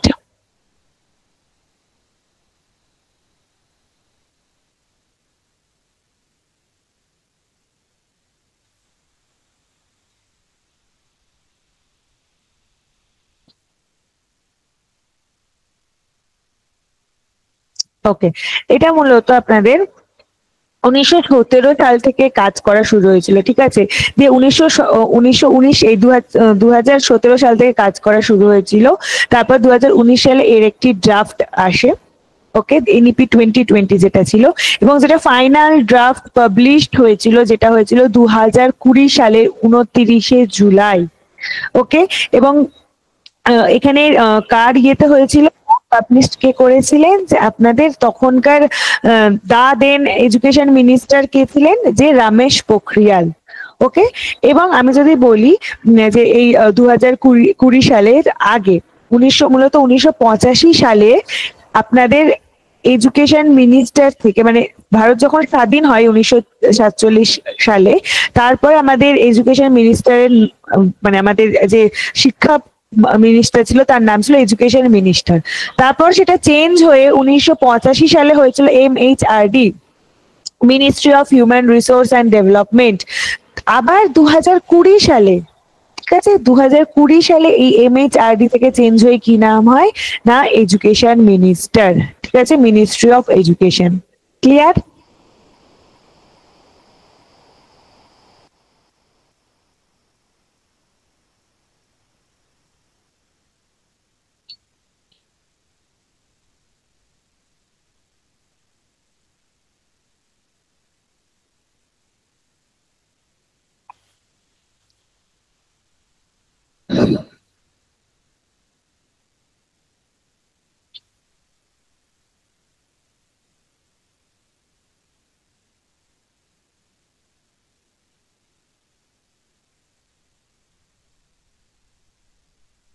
ওকে। মানসিক স্বাস্থ্য রক্ষার্থে শিক্ষকের প্রধান কাজ কি? ফার্স্টে কি বলেছে দেখুন, যে মানসিক স্বাস্থ্যের বৈশিষ্ট্য অনুযায়ী শিক্ষার্থীদেরকে শ্রেণীবিন্যাস করা। না, একজন শিক্ষক কেন, আমি যখনই একজনকে মানসিক স্বাস্থ্য অনুযায়ী আলাদা করে দিব, তখনই আমি কি করলাম, তাকে তো আলাদা করে দিলাম না। তো আমি এখানে কি করে তার স্বাস্থ্য রক্ষা, আপনাকে ধরুন আমি বললাম যে আপনার মানসিক স্বাস্থ্য ভালো না, আপনি আলাদা, আপনার মানসিক স্বাস্থ্য কখনোই রক্ষা করা যাবে না। ঠিক। তার সাথে কি আরেক নাম্বার সি যেটা রয়েছে, দেখুন যে শিক্ষার্থীদের সামাজিক অবস্থা সম্পর্কে তথ্য জানা, আপনার সোশ্যাল অবস্থা কি রয়েছে সেটা জানা। কিন্তু আপনি যদি বলেন যে শিক্ষার্থীর অতীত অবস্থা জানা, আপনি শিক্ষার্থীর অতীত, সেটা আপনি অতীতের সামাজিক অবস্থা হতে পারে, তার পারিবারিক অবস্থা হতে পারে, তার সবকিছু যখন জানবেন, তার উপর ডিপেন্ড করে আপনি কি করবেন না, আপনার মানে আপনার যদি দেখেন যে আপনার স্টুডেন্টের কোনো প্রবলেম রয়েছে, আপনি যদি গাইডেন্স বা কাউন্সিলিং দিয়ে থাকেন, করতে থাকেন, তো তার জন্য কি আপনার শিক্ষার্থীর অতীত জানা খুব দরকার। অতীত মানে যেটা কালকে হয়েছে সেটাও আমাদের কাছে অতীত। ঠিক। এবং এই অতীতের মধ্যে কি করা হচ্ছে, যে আপনার সমস্ত কিছু, আপনার সমস্ত ডেটা, আপনার সমস্ত বিষয়বস্তু, মানে আমি যদি বলি যে একজন শিক্ষক তো একদম প্রপারলি, যদি আমি বলি যে গাইডেন্স বা কাউন্সিলিং অত টেকনিক্যালি তো করতে পারবেন না তিনি, কিন্তু তিনি কি করবেন, একটা সাময়িক ভাবে তিনি শিক্ষার্থীদেরকে একটা আস্থা, বা তিনি সাময়িকভাবে তাদের একটা মানসিক সুস্থতা বজায় রাখতে পারবেন। এবং তার জন্য তার কি দরকার, যে তার অতীত বিষয়গুলো সম্পর্কে জানা প্রচন্ড পরিমাণে দরকার। ওকে। DSM-4 ব্যাধিকে কয় ভাগে ভাগ করেছে?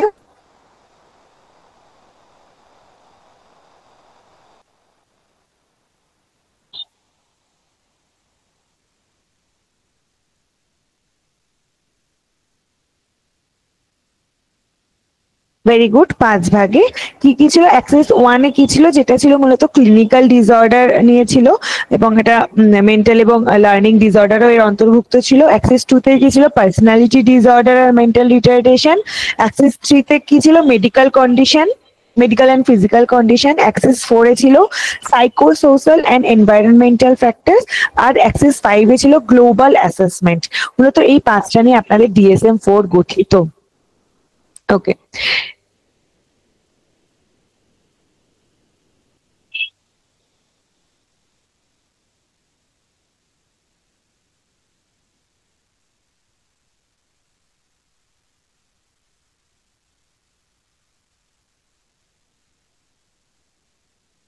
একদম। আপনারা মাথায় রাখবেন যে ডাইনামিক অর্গানাইজেশনের কথা কে বলেছিলেন না, আপনাদের অ্যালপোর্ট বলেছিলেন। এগুলোর মধ্যে অত মনে রাখা দরকার নেই, অত মনে রাখা পসিবলও না, কিন্তু এই অ্যালপোর্ট এবং ক্রো অ্যান্ড ক্রো, এই দুটো খুব ইম্পর্টেন্ট। ক্রো অ্যান্ড ক্রো কি বলেছিলেন, আমি যদি বলি harmonious relation between himself and environment, social environment, এই বিষয়টা বলেছিলেন। অর্থাৎ হারমোনিয়াস রিলেশনশিপের কথা বলেছিলেন ক্রো অ্যান্ড ক্রো। আর dynamic organisation of the psychosocial system, হ্যাঁ, এই ডাইনামিক অর্গানাইজেশনের কথা বলেছিলেন অ্যালপোর্ট। মাথায় রাখবেন। আর বাকিগুলো নট সো ইম্পর্টেন্ট। আচ্ছা, হাইজিয়া শব্দটি কোন শব্দ থেকে উৎপত্তি এবং এর অর্থ কি? আমাকে দুটো অ্যান্সার দেবেন।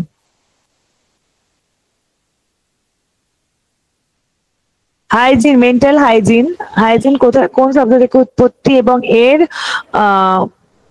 এটা মানে অরিজিনটা কোন শব্দ, যে ল্যাটিন, ফরাসি কোন শব্দ এবং যার অর্থ?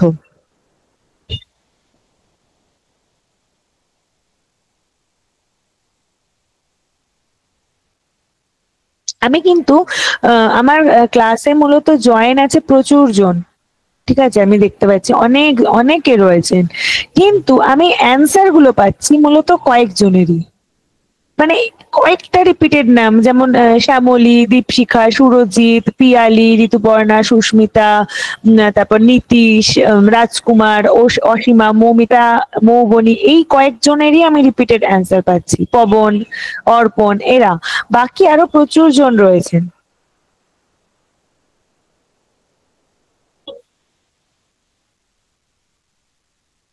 বিশ্বজিৎ হাজরা, ল্যাটিন, আচ্ছা, ওকে। হাইজিয়া শব্দটি হাইজিন শব্দের উৎপত্তি ঘটেছে হাইজিয়া থেকে, HYGIEA, এবং যার অর্থ হলো, এটি মূলত একটি গ্রিক শব্দ এবং যার অর্থ হলো স্বাস্থ্যের দেবী, ঠিক আছে।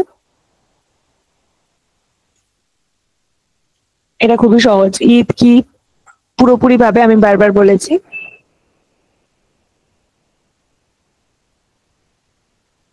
ঈদ হলো অবচেতন বা আমাদের আনকনসিয়াস, বারবার বলেছি, ঠিক।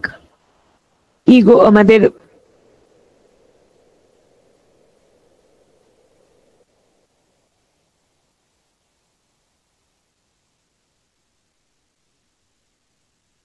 ইগো হলো আমাদের সচেতন, আর আমাদের প্রাক সচেতনের মধ্যে মানে যেটা আমাদের কনসিয়াস প্লাস সাবকনসিয়াস মিলে আমাদের সুপার ইগো কাজ করে, ঠিক আছে। অশোক মিত্রা কমিশন কত সালে হয়েছিল?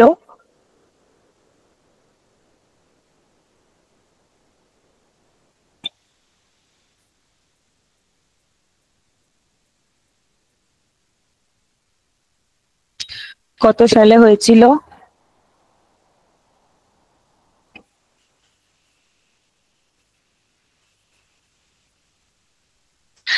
ওকে, অশোক মিত্র কমিশন মূলত এস্টাবলিশড হয়েছিল, আমি যদি বলি, এটা মূলত তৈরি করা হয়েছিল 1991 সালে, ঠিক আছে। কিন্তু এর রিপোর্ট, অশোক মিত্রের রিপোর্ট আমি যদি বলি, পেশ করা হয়েছিল কত সালে না 1992, ঠিক আছে। তো কোয়েশ্চেন যেটা আসবে আপনারা সেই মতো অ্যান্সার দেবেন, যে এস্টাবলিশড চেয়েছে নাকি রিপোর্ট পেশ করা, স্পেসিফিক্যালি লেখা থাকবে, ঠিক আছে, যে কোনটা জানতে চাইছে। তো মাথায় রাখবেন, এস্টাবলিশড হয়েছিল 91 এবং রিপোর্ট তিনি পেশ করেছিলেন 92 সালে, ওকে। আচ্ছা, 1986 সালে জাতীয় শিক্ষানীতির মূল্যায়নের জন্য কোন কমিটি গঠন করা হয়েছিল?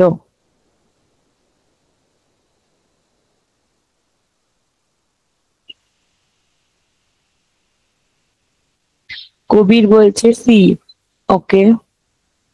1990 রামমূর্তি কমিটি, ওকে। পবনও বলছে রামমূর্তি, ওকে।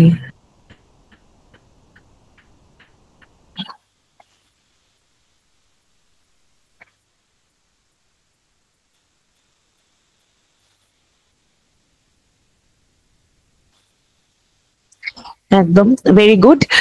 যে 1986 সালে জাতীয় শিক্ষানীতিকে প্রথমে, একদম প্রথমে আপনাদের কে তৈরি করে, কে রিভিউ করেছিল না? রামমূর্তি কমিটি। রামমূর্তি কমিটি হয়েছিল কত সালে? 1990 সালে। এই রিপোর্টের নাম কি ছিল? আমি যদি বলি এই রিপোর্টের নাম কি ছিল?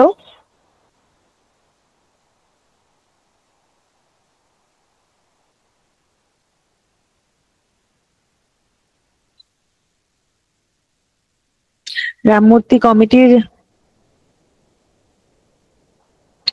ওকে, গণেশ বলছে enlightened, okay, towards an enlightened and human society, okay, very good.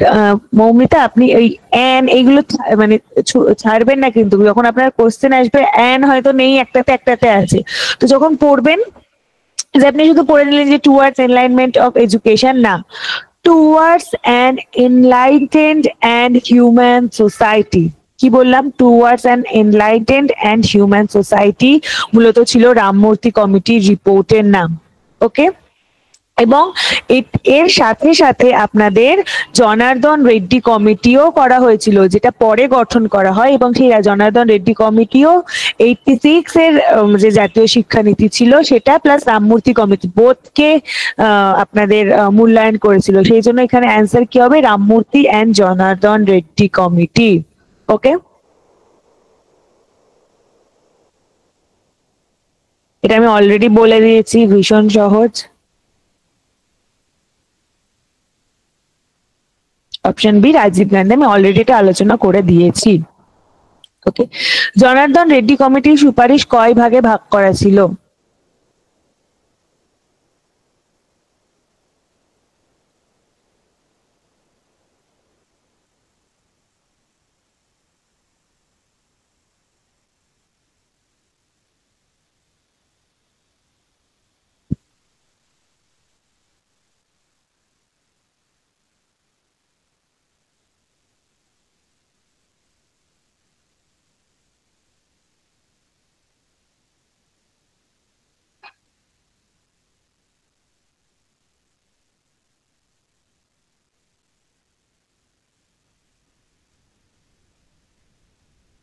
Very good.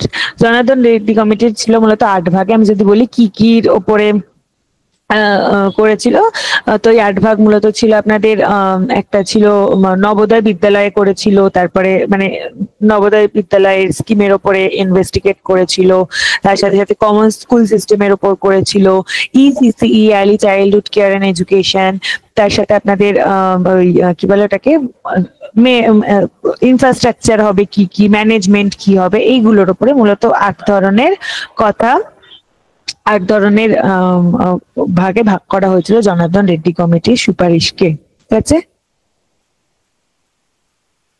Mania, ম্যানিয়ার একটি লক্ষণ কি?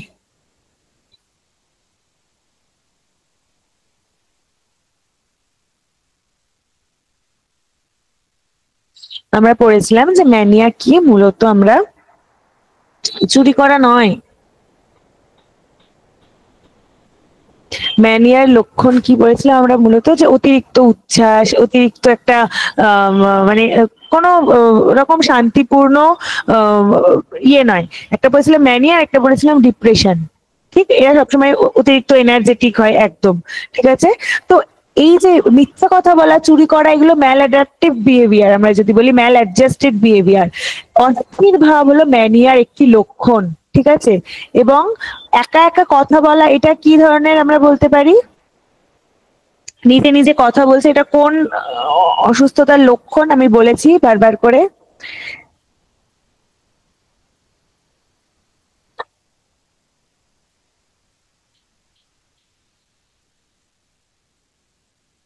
একটা উত্তর পেয়েছি। ওকে, প্রিয়া একদম কারেক্ট বলেছে, স্কিজোফ্রেনিয়া। স্লিপিং নয়, একা একা কথা বলছি ওটা তো ঘুমের ঘোরে, ওটা আলাদা। আমরা পড়েছিলাম স্কিজোফ্রেনিয়ার মধ্যে আমরা কি, যে একটা একা একা যখন আমাদের হ্যালুসিনেশন হচ্ছে, তখন আমাদের কি মনে হচ্ছে? আমাদের অডিটরি এবং ভিজুয়াল, আমরা দুটোই পড়েছিলাম যে আমরা কোনো শব্দ শুনতে পাচ্ছি, মানে যাদের স্কিজোফ্রেনিয়া প্রবলেম হয় তারা কিছু শব্দ শুনতে পাচ্ছে এবং তার উত্তরে তারা কথা বলে। ঠিক আছে। তো যখন মানে এবং তার সাথে কি থাকে? অডিটরি, এটা আর ভিজুয়াল মানে তারা তারা হয়তো কাউকে দেখতে পাচ্ছে, তাদের সাথে কথা বলছে, হয়তো দেখবেন আপনি দেওয়ালের সাথে কথা বলছে। ঠিক আছে। তো এটা কি? স্কিজোফ্রেনিয়া, অস্থির ভাব, অর্থাৎ তাদের মধ্যে কোনো স্থিরতা থাকছে না, সেটা হলো কি ম্যানিয়ার লক্ষণ। ওকে।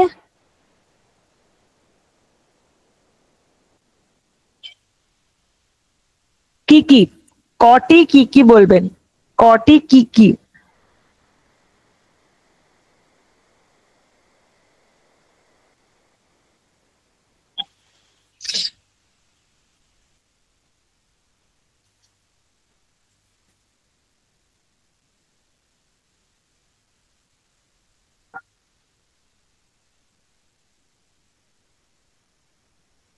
একদম দুটি আমি পড়িয়েছিলাম আপনাদেরকে।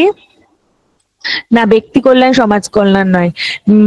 আপনাদের মানসিক স্বাস্থ্যের মধ্যে যে দুটি উদ্দেশ্য থাকে, সেটা হলো একটা কি, যে একটা যে ব্যক্তির ভালো থাকা, আর একটা হলো অবজারভেবল, একটা হলো পর্যবেক্ষণযোগ্য ছিল, আর একটা কিছু হলো সাবজেক্টিভ ওয়েলবিং। একদম ইপসিতা ঠিক বলেছে। একটা হলো আমি ব্যক্তি কতটা ভালো আছে, অ্যাকচুয়ালি ভালো আছে কিনা সেটা, এবং আরেকটা কি ছিল, পর্যবেক্ষণযোগ্য। এই দুটো মানসিক স্বাস্থ্যের উদ্দেশ্য আমরা পড়েছিলাম।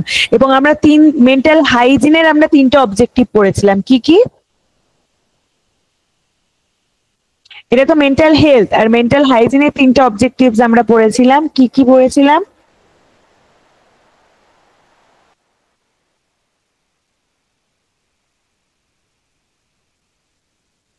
একদম, মৌমিতা একদম ঠিক বলেছে। প্রিজার্ভেশন, প্রিভেনশন এবং কিওর, এই তিনটে ছিল আমাদের কি মানসিক স্বাস্থ্য, এই মেন্টাল হাইজিনের তিনটে মূল অবজেক্টিভস। মনে থাকবে তাহলে? মেন্টাল হাইজিনের তিনটে অবজেক্টিভস এবং মেন্টাল হেলথের দুটো অবজেক্টিভস।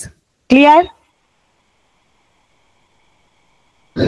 এটা আমাকে একদিন কেউ একটা কোশ্চেন করেছিলেন আগের ক্লাসে, যে ম্যাম নেতাজি পশ্চিমবঙ্গের মুক্ত বিশ্ববিদ্যালয় রবীন্দ্র মুক্ত বিশ্ববিদ্যালয় কেন হবে না? আচ্ছা, আগেরটা আরেকবার বলবো। মেন্টাল হেলথের মূলত দুটো উদ্দেশ্য ছিল, একটা হলো ব্যক্তির ভালো থাকা বা সাবজেক্টিভ ওয়েলবিং, আর একটা হলো পর্যবেক্ষণযোগ্য বা অবজারভেবল। আর মেন্টাল হাইজিনের তিনটে উদ্দেশ্য ছিল, প্রিজার্ভ, প্রিভেন্ট, আর একটা কি ছিল, কিওর, সংরক্ষণ। একটা হলো নিরাপত্তা, আর একটা হলো কিওর করা। ওকে, এটা নেতাজি মুক্ত বিশ্ববিদ্যালয় হবে, শুধুমাত্র যেহেতু পশ্চিমবঙ্গ চেয়েছে, তো নেতাজি মুক্ত বিশ্ববিদ্যালয়টা আমাদের পশ্চিমবঙ্গের, ঠিক। এবং রবীন্দ্র মুক্তটা বিদ্যালয়, নট বিশ্ববিদ্যালয়, ঠিক আছে? যেটা আপনাদের রবীন্দ্র মুক্ত যেটা দেওয়া রয়েছে, ওটা শুধু বিদ্যালয়, স্কুল এডুকেশনের জন্য, ঠিক আছে? এবং যেটা বলা হয়েছিল, একদম 1997-এ আমাদের নেতাজি মুক্ত বিশ্ববিদ্যালয় গঠন করা হয়েছিল। এবং আমাদের ইন্দিরা গান্ধী মুক্ত বিশ্ববিদ্যালয় কবে গঠন করা হয়েছিল?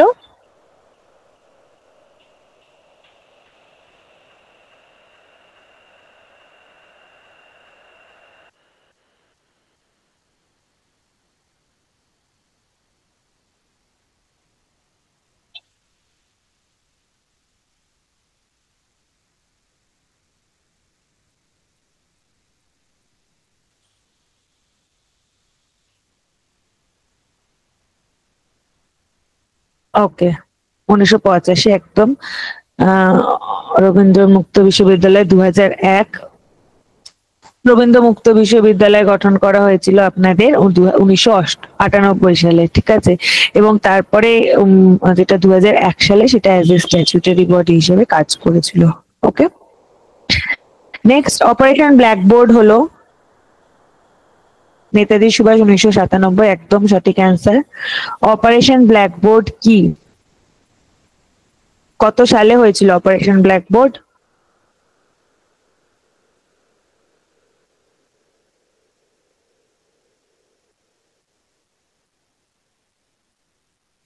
এবং কে করেছিল? মানে কে করেছিল বললে আপনারা বলতে পারবেন, উত্তর দিতে পারবেন।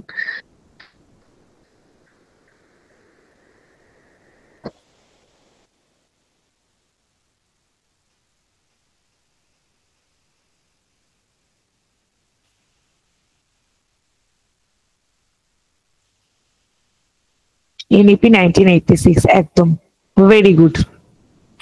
ওকে, এবং এর মূল লক্ষ্য কি ছিল? প্রাথমিক শিক্ষার মান উন্নয়ন। প্রাথমিক শিক্ষার মান উন্নয়নের জন্য তিনি সহায়ক উপকরণ ব্যবস্থার কথা বলেছিলেন, পরিকাঠামোর ব্যবস্থার কথা বলেছিলেন, শিক্ষক, কতজন শিক্ষক থাকবে, মহিলা শিক্ষক কি হবে, আলাদা ক্লাসরুম হবে, সমস্ত কিন্তু কিছু বলা হয়েছিল অপারেশন ব্ল্যাকবোর্ড।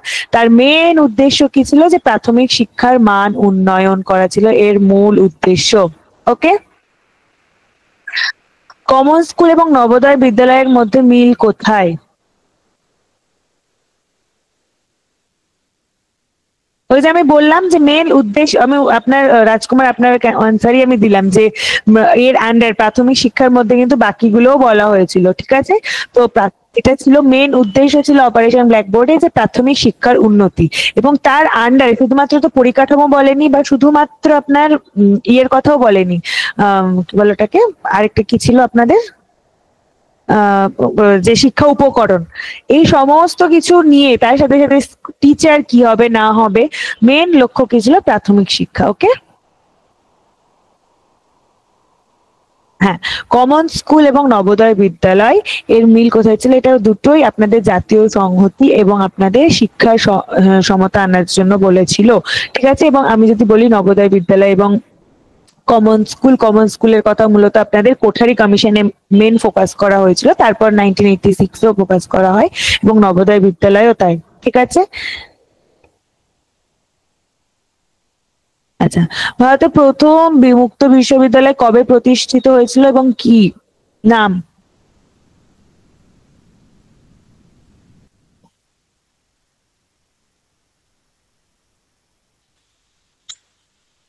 প্রিয়া, এ ইগনু, 85 এ, 85। ওকে, ইগনু 85, ইগনু, এটা প্রচুর জন ভুল জানে, প্রচুর জন ভুল জানে।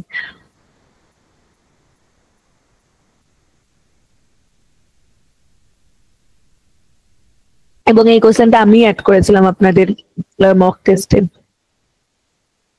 অন্য একটা কোশ্চেন ছিল, সেটা অতটা ইম্পর্টেন্ট ছিল না, আমি ওটাকে রিমুভ করে আমি বলেছিলাম এইটা দিন, কারণ আমি জানি এটা প্রচুর জন ভুল করবে। ঠিক আছে।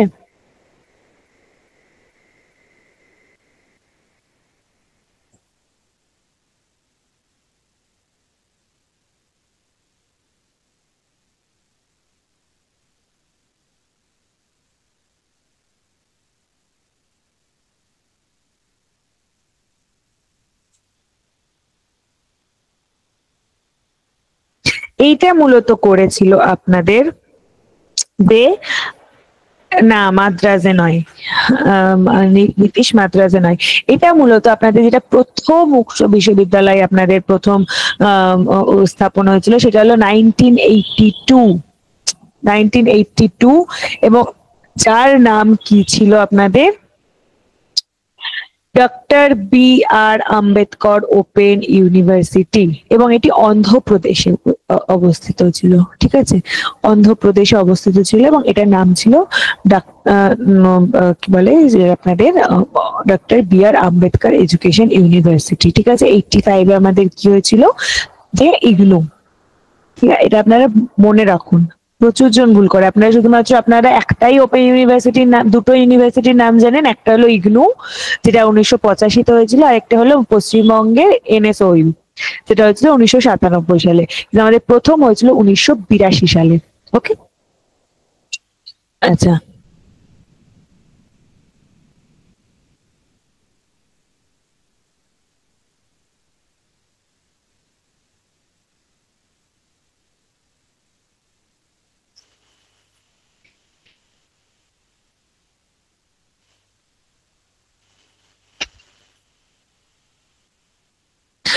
অন্ধ্রপ্রদেশ, হায়দ্রাবাদ।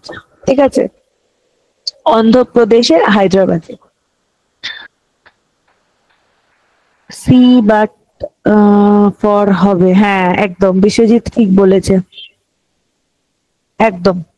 এখানটাতে ফর হবে। ঠিক আছে, এটা আমি আপনাদেরকে বলতাম, আমি নোটিস করেছি যে এখানটাতে অফ হবে না, একটা কোশ্চেনে যদি অফ দিয়ে লেখা রয়েছে, যেটা পুলিশের একটা পরীক্ষা ছিল, হ্যাঁ ঠিক আছে, সেখানে যদি অফ দিয়ে লেখা রয়েছে, বাট এটা ফর হবে। ঠিক আছে, ঠিক করে নিন। আর দেখছেন কেমন হয়ে যাচ্ছে আমার লেখাগুলো, তো এটা ঠিক করে নিন আপনারা। Okay, Indian council for child welfare, Indian council for child welfare ছিল আপনাদের ICCW। এটা মূলত আপনাদের সোশ্যাল ওয়েলফেয়ার বোর্ডের মানে আন্ডারে, এবং এটা 1952 সালে নিউ দিল্লিতে তৈরি মানে এস্টাবলিশড হয়েছিল। মাথায় রাখবেন যে 1952 সালে নিউ দিল্লিতে এস্টাবলিশড হয়েছিল, এবং এটা সেন্ট্রাল সোশ্যাল ওয়েলফেয়ার বোর্ডের অন্তর্গত। ওকে। আচ্ছা, তত্ত্ববোধিনী পত্রিকার সাথে যুক্ত ছিলেন।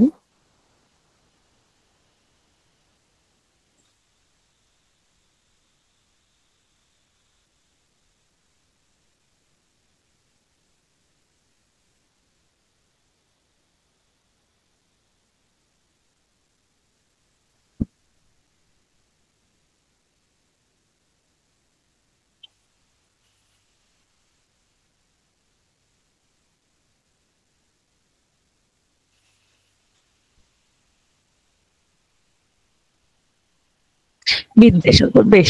আমরা জানি তত্ত্ববোধিনী পত্রিকার সাথে যুক্ত কে ছিলেন না, বিদ্যাসাগর। এছাড়াও তত্ত্ববোধিনী পত্রিকা ছাড়াও তার একটি বিখ্যাত আরেকটি পত্রিকার নামও রয়েছে, বলতে পারবেন আপনারা?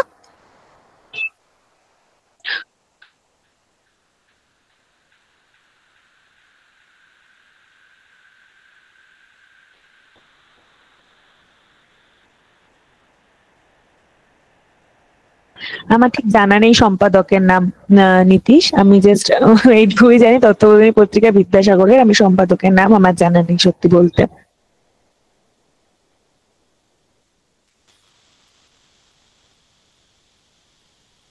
ওকে, সোমপ্রকাশ বেশি ফেমাস, মাথায় রাখবেন। সোমপ্রকাশ, এছাড়া সর্বশুভঙ্করী রয়েছে, কিন্তু সোমপ্রকাশ বেশি ফেমাস বিদ্যাসাগরের, ঠিক আছে। আমি যদি বলি রামমোহন রায়ের লেখা কয়েকটি পত্রিকার নাম।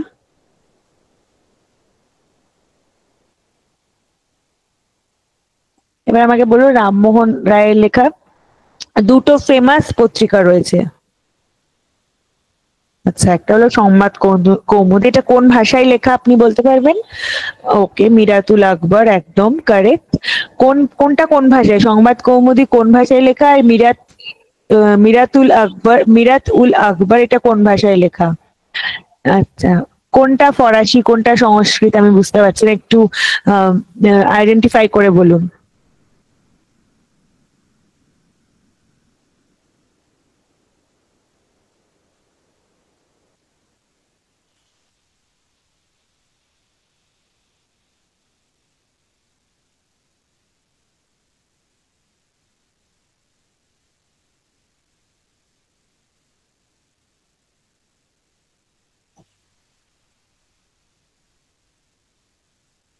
না, সমাচার দর্পণ তো নয়।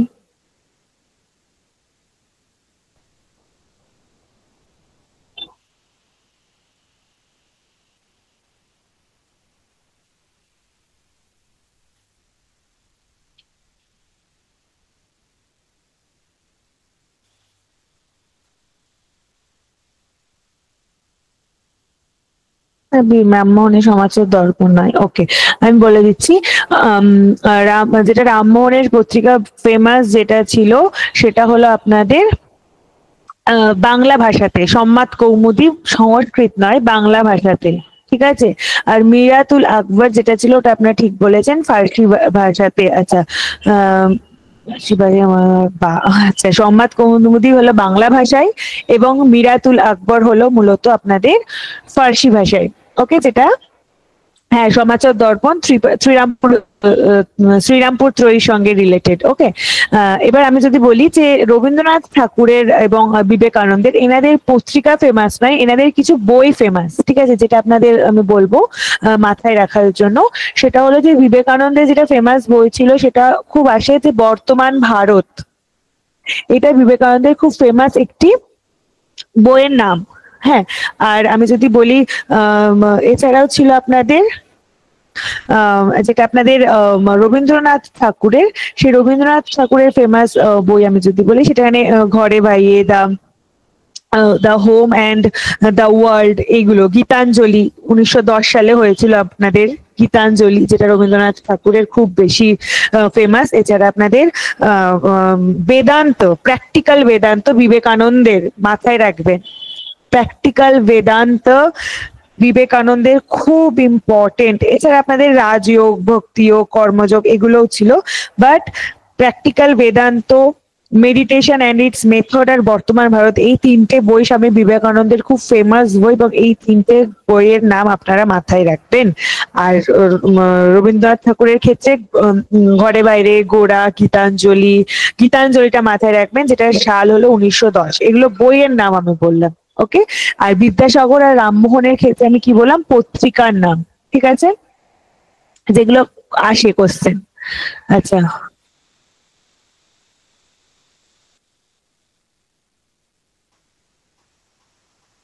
এগুলো ইম্পর্টেন্ট নয়, আপনারা বাদ বাকি যে নামগুলো বলছেন ওগুলো নট ইম্পর্টেন্ট।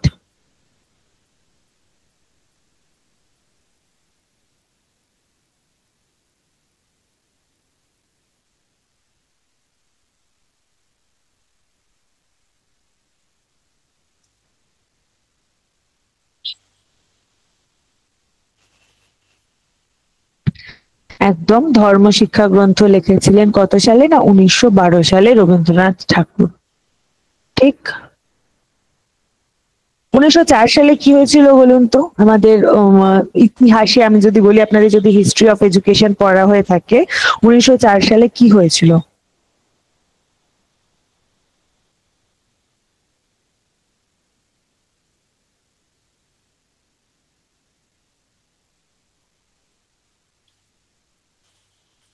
আচ্ছা, না না, আমি ইয়ের কথা বলছি, এডুকেশনের কথা বলছি। শুধু ইউনিভার্সিটি অ্যাক্ট?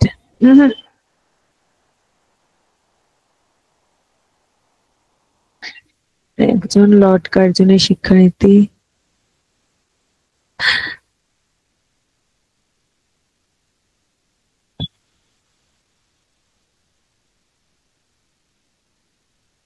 না, 1912 সাল।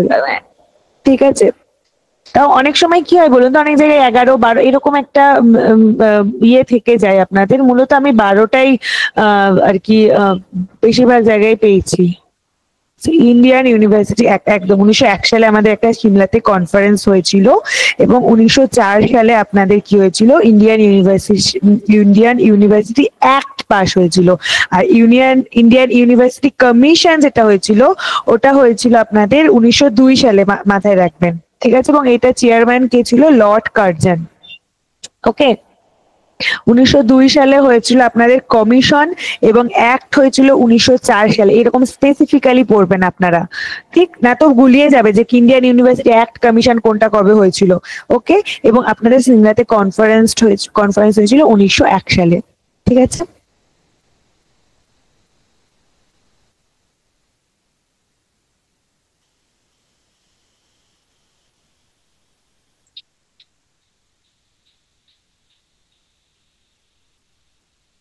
আচ্ছা, আমি আরেকটা জিনিস বলতে ভুলে গেলাম আগের কোশ্চেনটাতে, যেটা হলো যে এই যে অ্যাক্টটার যে আপনাদের নাম ছিল, সেটা হলো government of Indians resolution on education policy. মাথায় রাখবেন। ওই যে 1904 সালের আপনাদের যে তামিল লর্ড কার্জনের কমিশনটা গঠন করা হয়েছিল, তার নাম কি ছিল? Government of Indian resolution on education policy 1904। Government of India's resolution on education policy 1904, মাথায় রাখবেন। ঠিক আছে। আচ্ছা,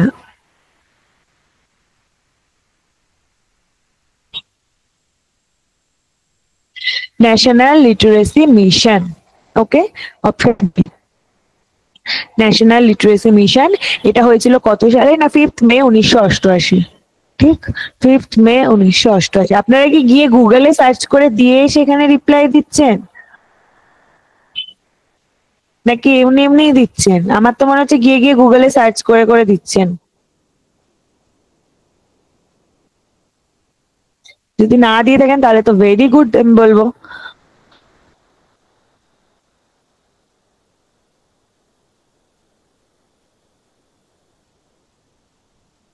ভেরি গুড।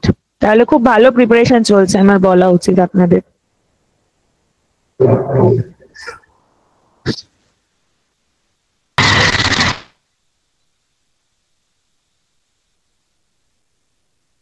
ওকে। এখানে কি বলছে দেখুন, প্রথমে কি রয়েছে যে শিশুর মানসিক অসুস্থতার কারণ এবং প্রকৃতি নির্ণয় করা। আমি কারণ কি করে ফার্স্টেই নির্ণয় করব? ফার্স্টে আমার পক্ষে কারণ নির্ণয় করা পসিবল নয়। পলিসিটার নাম ছিল হলো গভর্নমেন্ট, 1904 সালেরটা বলছেন তো মৌমিতা, ওটার নাম ছিল government of India's resolution on education policy 1904। ঠিক আছে। Government of India's resolution on education policy 1904। ওকে। হ্যাঁ, প্লে থেরাপির আমাদের প্রথম কাজ কি হবে আমি যদি বলি, যে আপনাদেরকে তথ্য সংগ্রহ করতে হবে যে একজন বাচ্চা এসেছে, তার রিলেটেড আপনাকে ফার্স্টে একটা তথ্য, বেসিক ডিটেলস আপনাকে নিতে হবে। ঠিক। আপনি যখন একটা বেসিক ডিটেলস পাবেন, তারপরে আপনি গিয়ে বাচ্চাটাকে কি করবেন, যে সে কি ধরনের খেলাধুলো পছন্দ করে না না করে। তো তথ্য সংগ্রহ করার পরে আপনার কাছে কি আসবে, যে সে কি ধরনের তথ্য সে কি ধরনের খেলা পছন্দ করছে না করছে। ঠিক। তার মানে এটা হয়ে যাবে এক। এটা হয়ে যাবে কি আমাদের দুই।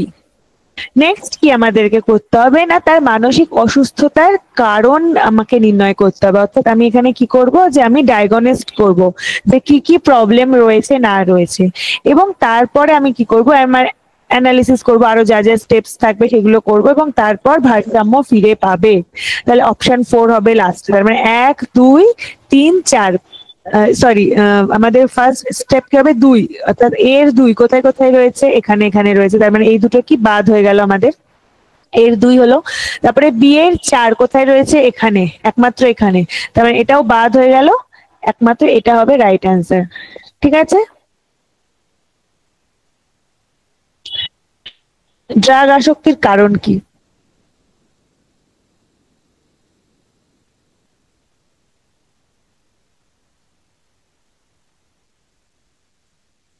একদম সবগুলোই একদম ভেরি গুড।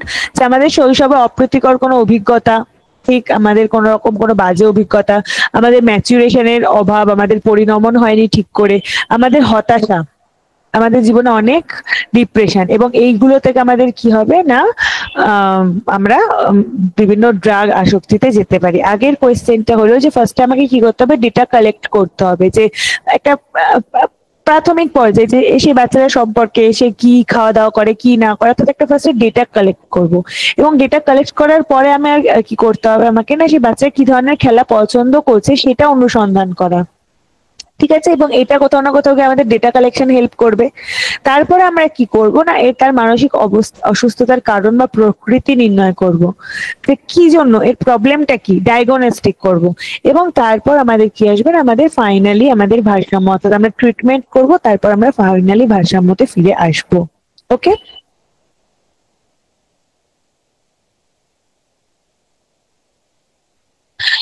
অভিযোজনের জন্য আমরা মানসিক বা প্রতিরক্ষা কৌশলের সাহায্য গ্রহণ করে থাকি।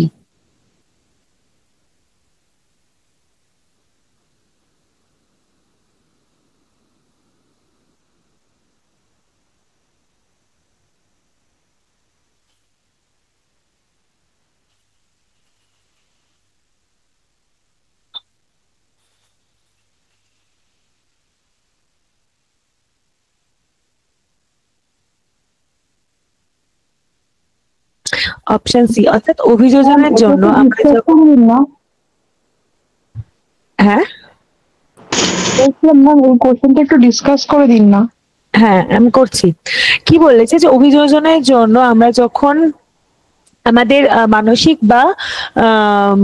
মানসিক বা প্রতিরোধের সাহায্য গ্রহণ করি, এগুলি কি, এখানে কি বলছে দেখুন, যে প্রথম হলো যে আপনাদের যেটা বলতে চাইছে, যে অপশন সি আপনারা যারা বলেছেন একদম আহ ঠিক বলেছেন, যে আমরা আমাদের মানসিক প্রতিরক্ষা বা আহ, আমরা কখন ডিফেন্স মেকানিজম কাজ করে, আমরা তখনই আমাদের ডিফেন্স মেকানিজম বা আমাদের মানসিক কৌশল ব্যবহার করি, যেগুলো আমাদের যে অ্যাক্টিভিটি গুলো আমাদের সমাজ সহ্য করাতে, যেগুলো আমাদের সমাজে মানিয়ে নিতে সাহায্য করে অভিযোজনের জন্য। অর্থাৎ আমরা যখন অভিযোজন করছি, তখন আমরা যখন যে মানসিক কৌশলের সাহায্য নিচ্ছি, সেগুলো কি জন্য নিচ্ছি, আমি যদি সমাজে যেটা, সমাজবাদী বা সমাজ অবাঞ্ছিত মানে কি, যেগুলো আমাদের সমাজে অ্যাকসেপ্টেবল নয়, আমাকে এগুলো তো অভিযোজন করতে সাহায্য করবে না।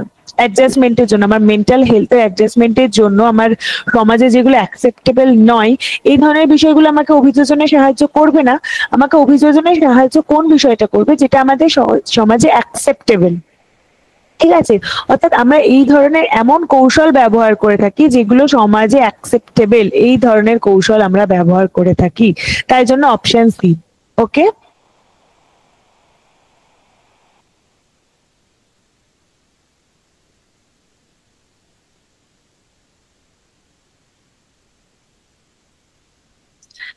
নেক্সট, এটা তো খুবই সহজ, একদম পুরো কিওয়ার্ডস ধরেই দেওয়া রয়েছে।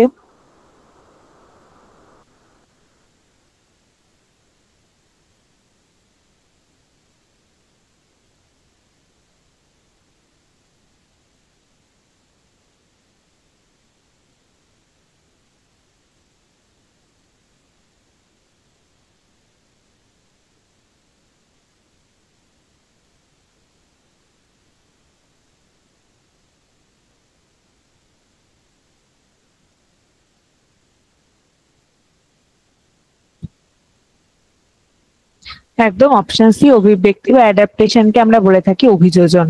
ঠিক। নেক্সট কি বলেছে, রবীন্দ্রনাথ কত খ্রিস্টাব্দে আপনাদের শান্তিনিকেতনে ব্রহ্মচার্যাশ্রম প্রতিষ্ঠা করেন?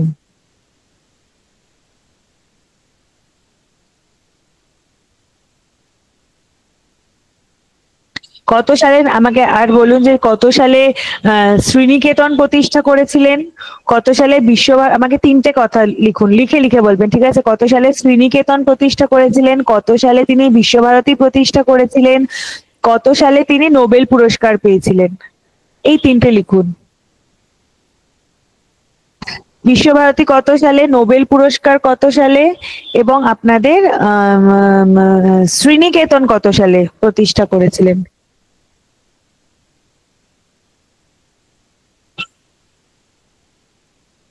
ওকে, দীপশিখা ঠিক বলেছে।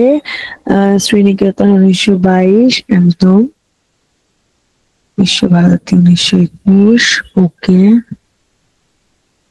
ওকে, ভেরি গুড।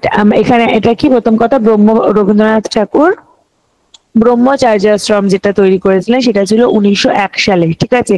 এবং সেটা পরবর্তীকালে মাথায় রাখবেন 1925 সালে পাঠভবন নাম নিয়েছিল। হ্যাঁ, 1901 সালে ফার্স্ট হয়েছিল ব্রহ্মচার্যাশ্রম, তারপরে 1925 সালে সেটা পাঠভবন নাম হয়, এবং আপনাদের শান্তিনিকেতন প্রতিষ্ঠা হয়েছিল 1901 সালে, ঠিক আছে? শান্তিনিকেতন প্রতিষ্ঠা হয়েছিল কত সালে না 1901 সালে, এবং তারপরে আমাদের বিশ্বভারতী বা সেন্ট্রাল ইউনিভার্সিটির নাম হয় 1921 সালে, এবং নোবেল পুরস্কার পেয়েছিল 1913 সালে, ঠিক আছে? এই সেন্ট্রাল ইউনিভার্সিটি হয়েছিল 1951 সালে, আর বিশ্বভারতী প্রতিষ্ঠা করেছিলেন 1921 সালে। ক্লিয়ার? ওকে। বা গান্ধীজি পাঠ্যক্রমে কিসের উপর জোর দিয়েছিলেন?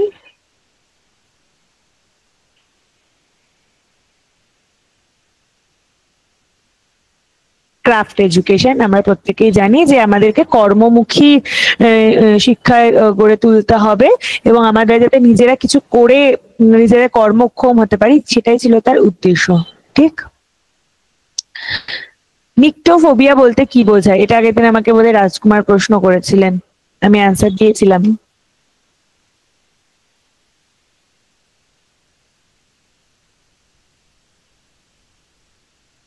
ওকে, আরেকটা নামও আমি বলেছিলাম, এটা তো অপশন বি, অন্ধকারের ভয়ের আরেকটা নামও আমি বলেছিলাম আপনাদেরকে।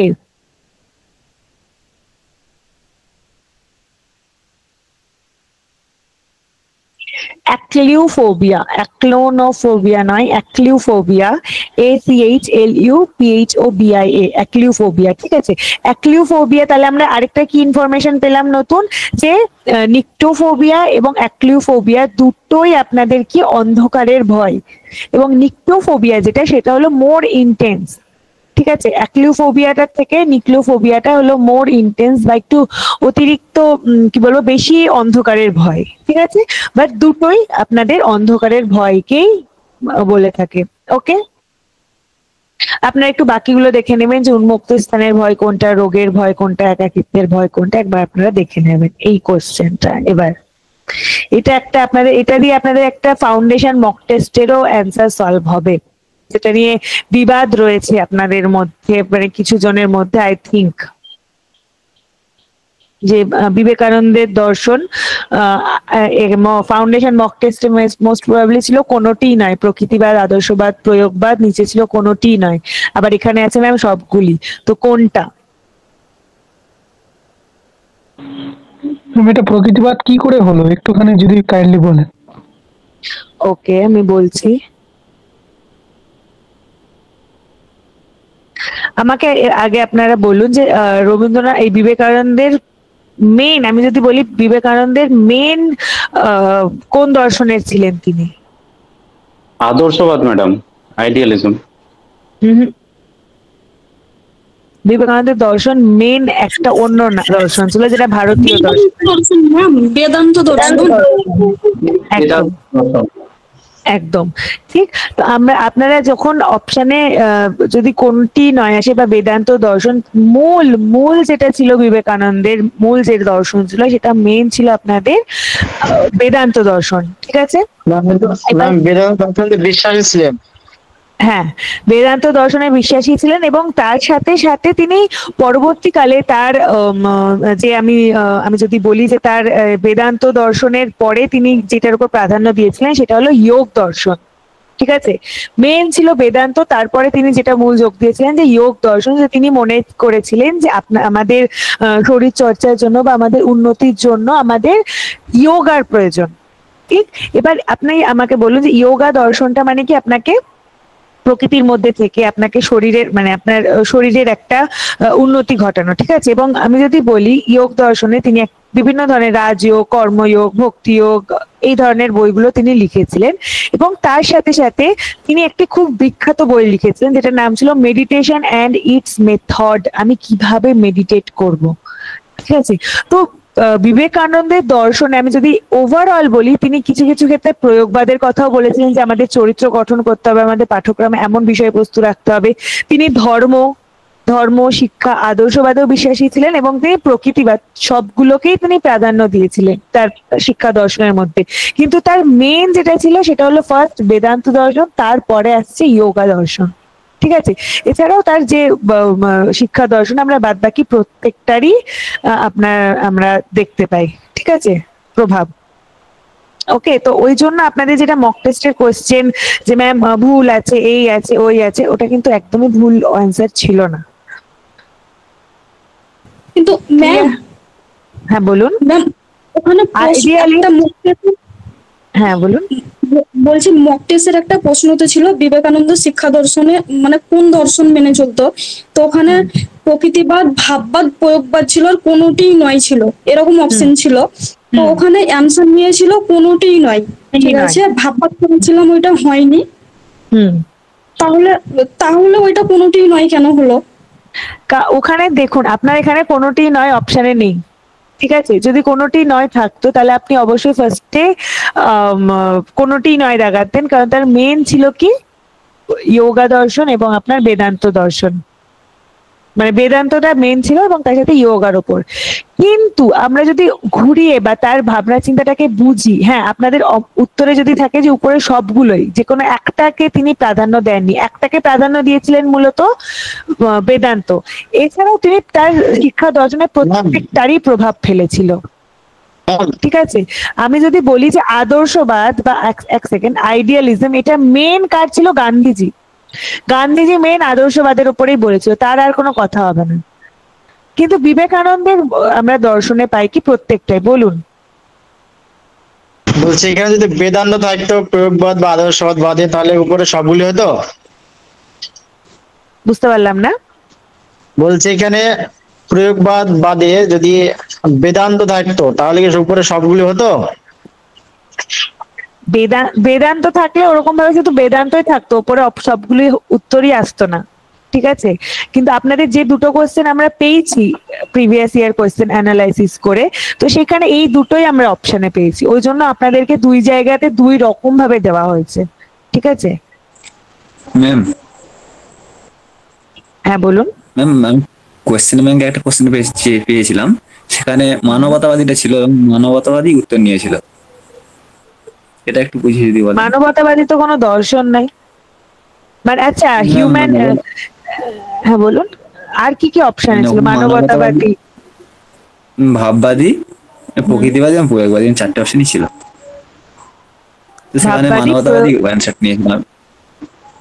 আচ্ছা, তিনি যেহেতু তিনি কেন বলছি, কারণ তিনি যেহেতু আমরা জানি স্বামী বিবেকানন্দ মাস এডুকেশনের উপরে প্রাধান্য দিয়েছিলেন।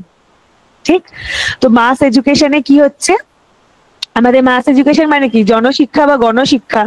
তো এটা কাদের জন্য? আমাদের মানুষদের জন্যই, কি না? তো তাই জন্য ওখানে মানবতাবাদী অ্যান্সার দিয়েছিল। আপনাদের কোশ্চেন এত গুলিয়ে আসবে না, আপনারা যতটা গুলিয়ে কোশ্চেন গুলোকে ইয়ে করছেন তত গুলিয়ে আসবে না। ঠিক আছে, প্রথম হলো যে আপনার বিবেকানন্দের দর্শন ছিল বেদান্ত দর্শন, বা আপনাদের বেদান্তটাই মাথায় রাখবেন। তার সাথে সাথে তিনি আপনি যদি পড়েন স্বামী বিবেকানন্দের পড়াশোনার ইয়েটা দেখেন, তাহলে তিনি তার ন্যাচারাল টেন্ডেন্সির কথাও বলেছিলেন, স্পিরিচুয়াল ডেভেলপমেন্টের কথা বলেছিলেন, তিনি আদর্শ ধর্ম শিক্ষার কথা বলেছিলেন, এবং তিনি তার শিক্ষার ক্ষেত্রে প্রয়োগ করে, অর্থাৎ আমরা এমন ভাবে শিখবো যেটা আমাদের চরিত্র গঠনে বা এইগুলোর কথাও বলেছিলেন।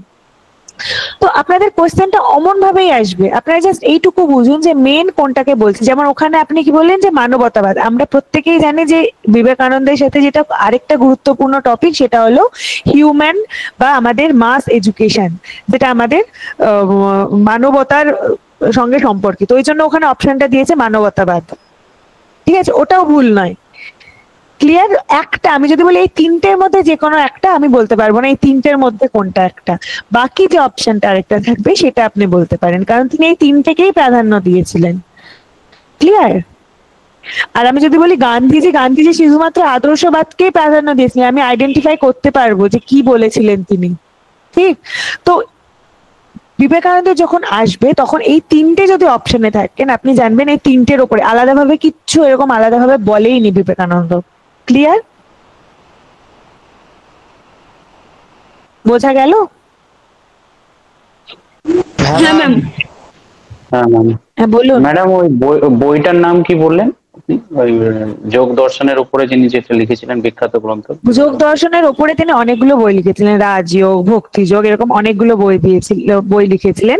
এবং তার যেটা তিনি প্র্যাকটিক্যাল বেদান্ত বলেও একটি বই লিখেছিলেন, কিন্তু যেটা তার আরেকটা বই মেডিটেশন অ্যান্ড ইটস মেথড। ঠিক আছে, এই বইটার উপর, এটাও স্বামী বিবেকানন্দের একটা বিখ্যাত বই। ম্যাম এবং হ্যালো আপনারা মাথায় রাখবেন। হ্যাঁ হ্যাঁ বলুন। ম্যাম, একটা বইয়ে লেখা ছিল Gandhi's philosophy of education is naturalistic in its setting, idealistic in its aim, and pragmatic in its method. তাহলে ম্যাম এই আইডিয়ালিজম শুধু কি করে হতে পারে? না, গান হতে পারে, ওটা লেখা থাক, মানে আপনি জানি না আমি কোন বই থেকে পড়েছেন, বাট আমি যেটা থেকে আমি এটাই জানতাম যে তিনটারই সংমিশ্রণ রয়েছে গান। তাহলে ক্রাফট বেসড যেটা এডুকেশন রয়েছে ওটা কি ম্যাম?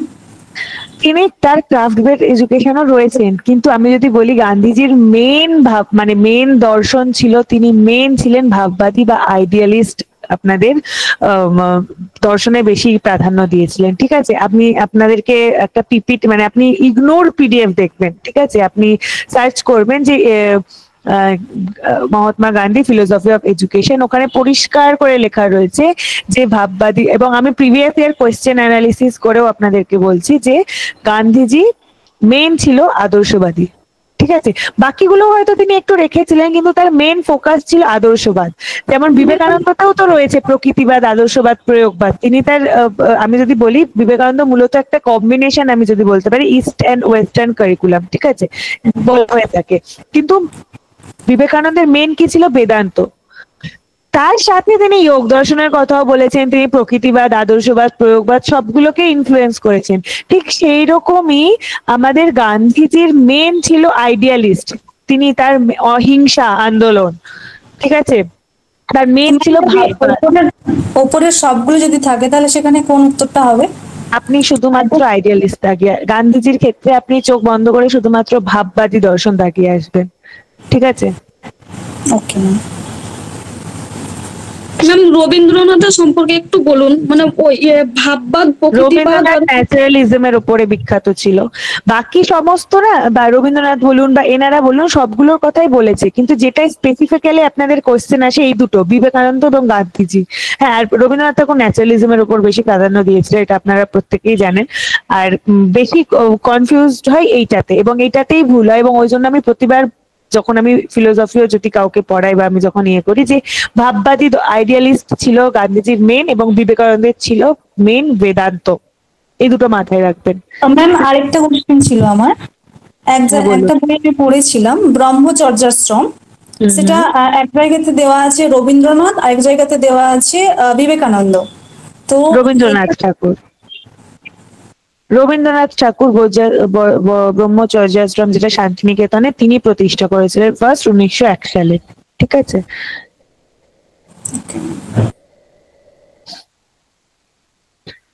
এই যে ধর্মের সঙ্গে বিজ্ঞানের সমন্বয় করতে হবে। ধর্ম কি আমাদের আইডিয়ালিস্ট বলে, এবং বিজ্ঞান আমাদের কি বলে? প্রাগমাটিস্ট, আমাদের যুক্তি দিয়ে। ঠিক, তিনি তার পাঠ্যক্রমে এই দুটোর কথাই বলেছিলেন, আপনি এর মধ্যে দিয়েই বুঝতে পারবেন। অর্থাৎ আমাদের আইডিয়ালিজম বা প্রাগমাটিজম এগুলো একটা ভাবনা, ঠিক আছে, তার মানে আমি বেদান্ত দর্শনকে প্রাধান্য দিই মানে এই নয় যে আমি বাকিগুলো আমার প্রাধান্য দিতে পারবো না, আমি প্রত্যেকটাকেই প্রাধান্য দিব, কিন্তু কোনো একটাকে বেশি করে আমি ফোকাস করব।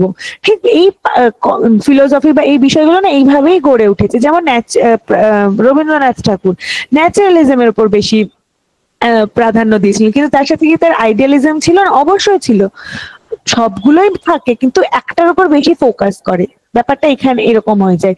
নেক্সট কি হয়েছে, ব্যক্তি এবং সমাজে যার প্রয়োজনীয়তা আছে সেই বিষয়গুলি পাঠক, অর্থাৎ আমাদের নিড বেসড পাঠ্যক্রমের কথা বলেছিল, যেটা আমাদের প্রয়োজনীয়তা রয়েছে। ভারতবর্ষের প্রাচীন ঐতিহ্য বহনকারী সংস্কৃতিকে অবশ্যই পাঠ্যক্রমে, অর্থাৎ দেখুন এইখানের মধ্যে আইডিয়ালিজম ঢুকে রয়েছে। আমি যেটা বললাম যে আমাদের ইস্ট এবং ওয়েস্ট কারিকুলাম, আমাদের প্রাচীন এবং আমাদের ওয়েস্টার্ন দুটোর সমন্বয়ের কথা বিবেকানন্দ বলেছিল তার পাঠ্যক্রমে। তো এখানে অ্যান্সার কি হবে? উপরের সবকটাই হবে কারেক্ট অ্যান্সার। আচ্ছা, নেক্সট, শিক্ষা সত্র কত খ্রিস্টাব্দে স্থাপিত হয়েছিল?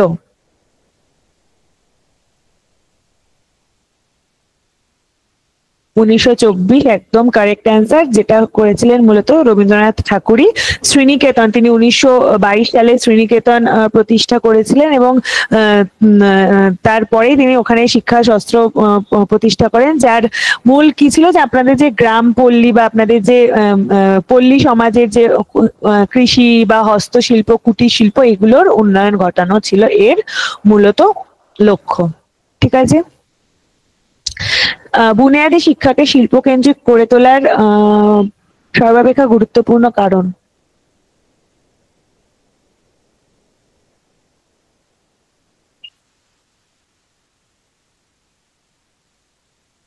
আর্থিক স্বনির্ভরতা। প্রথম সবথেকে কি লিখেছে এখানে? সর্বাপেক্ষা গুরুত্বপূর্ণ কারণ। সর্বাপেক্ষা গুরুত্বপূর্ণ কারণ কি ছিল? যে আর্থিক স্বনির্ভরতা গড়ে তোলা প্রত্যেকের মধ্যে। এবং আপনার যখন আর্থিক স্বনির্ভরতা গড়ে উঠবে তখনই আপনার কি হবে, আপনি কাজে দক্ষতা কখন অর্জন করতে পারবেন? যখন আপনি আর্থিকভাবে স্বনির্ভর হবেন। আপনার যখন শ্রমের মর্যাদা সম্পর্কে সচেতনতা বৃদ্ধি কখন পাবেন? যখন আপনার আর্থিক স্বনির্ভরতা বৃদ্ধি পাবে। অর্থাৎ মেন লক্ষ্য কি ছিল? যে আপনাকে আর্থিক দিক থেকে স্বনির্ভর করা, তার জন্য আপনাকে, আপনি নিজে কিছু করে খেতে পারেন। বুনিয়াদী শিক্ষার মেন লক্ষ্য কি ছিল? গান্ধীজি কি মনে করেছিলেন? যে আমরা যেন অন্যের ভরসায় না থাকি, আমাদের মেন কাজ হবে যাতে আমরা কিছু নিজের যে হস্তশিল্প, কুটির, যেহেতু ক্রাফট এডুকেশনের কথা বলেছিল, যাতে কিছু করে খেতে পারে, যাতে প্রত্যেকে স্বনির্ভর হয়। এবং তার জন্য আবার আপনি যখন আর্থিক দিক থেকে স্বনির্ভর হবেন তখন আপনার কি হবে? অটোমেটিক আপনি একটা কাজ করছেন, আপনার শ্রমের প্রতি মর্যাদা অটোমেটিক বৃদ্ধি পাবে। তো মর্যাদা বৃদ্ধি পাওয়ার জন্য বুনিয়াদী শিক্ষা আনা হয়নি, শ্রেণীভেদ হ্রাস করার জন্য আনা হয়নি। আমার মূল লক্ষ্য বুনিয়াদী শিক্ষার কখনোই ছিল না, এবং দক্ষতা অর্জনও ছিল না। আপনি যখনই এটা করতে পারবেন, স্বনির্ভরতা হবে, তখনই এগুলো অটোমেটিক চলে আসবে। ঠিক আছে, যে কোয়েশ্চেন গুলো ধরুন আপনারা পারছেন না যে কি হবে, সবগুলোই মনে হচ্ছে, তখন আপনারা দেখবেন সব থেকে ব্রডার কনসেপ্ট কোনটাকে বোঝাচ্ছে। তাহলে কি হবে, যে কোনটা আমি যদি আর্থিক স্বনির্ভর হয় তাহলে আমার এগুলো এর আন্ডারেই ঢুকে যাচ্ছে। ঠিক আছে, তো তখন কি হবে, আপনার মানে একটু বুদ্ধি করে হলেও আপনার যদি কোয়েশ্চেনটা জানা নাও থাকে, আপনি ভুল করে আসবেন না, আপনি অ্যান্সারটা দিয়ে আসতে পারবেন।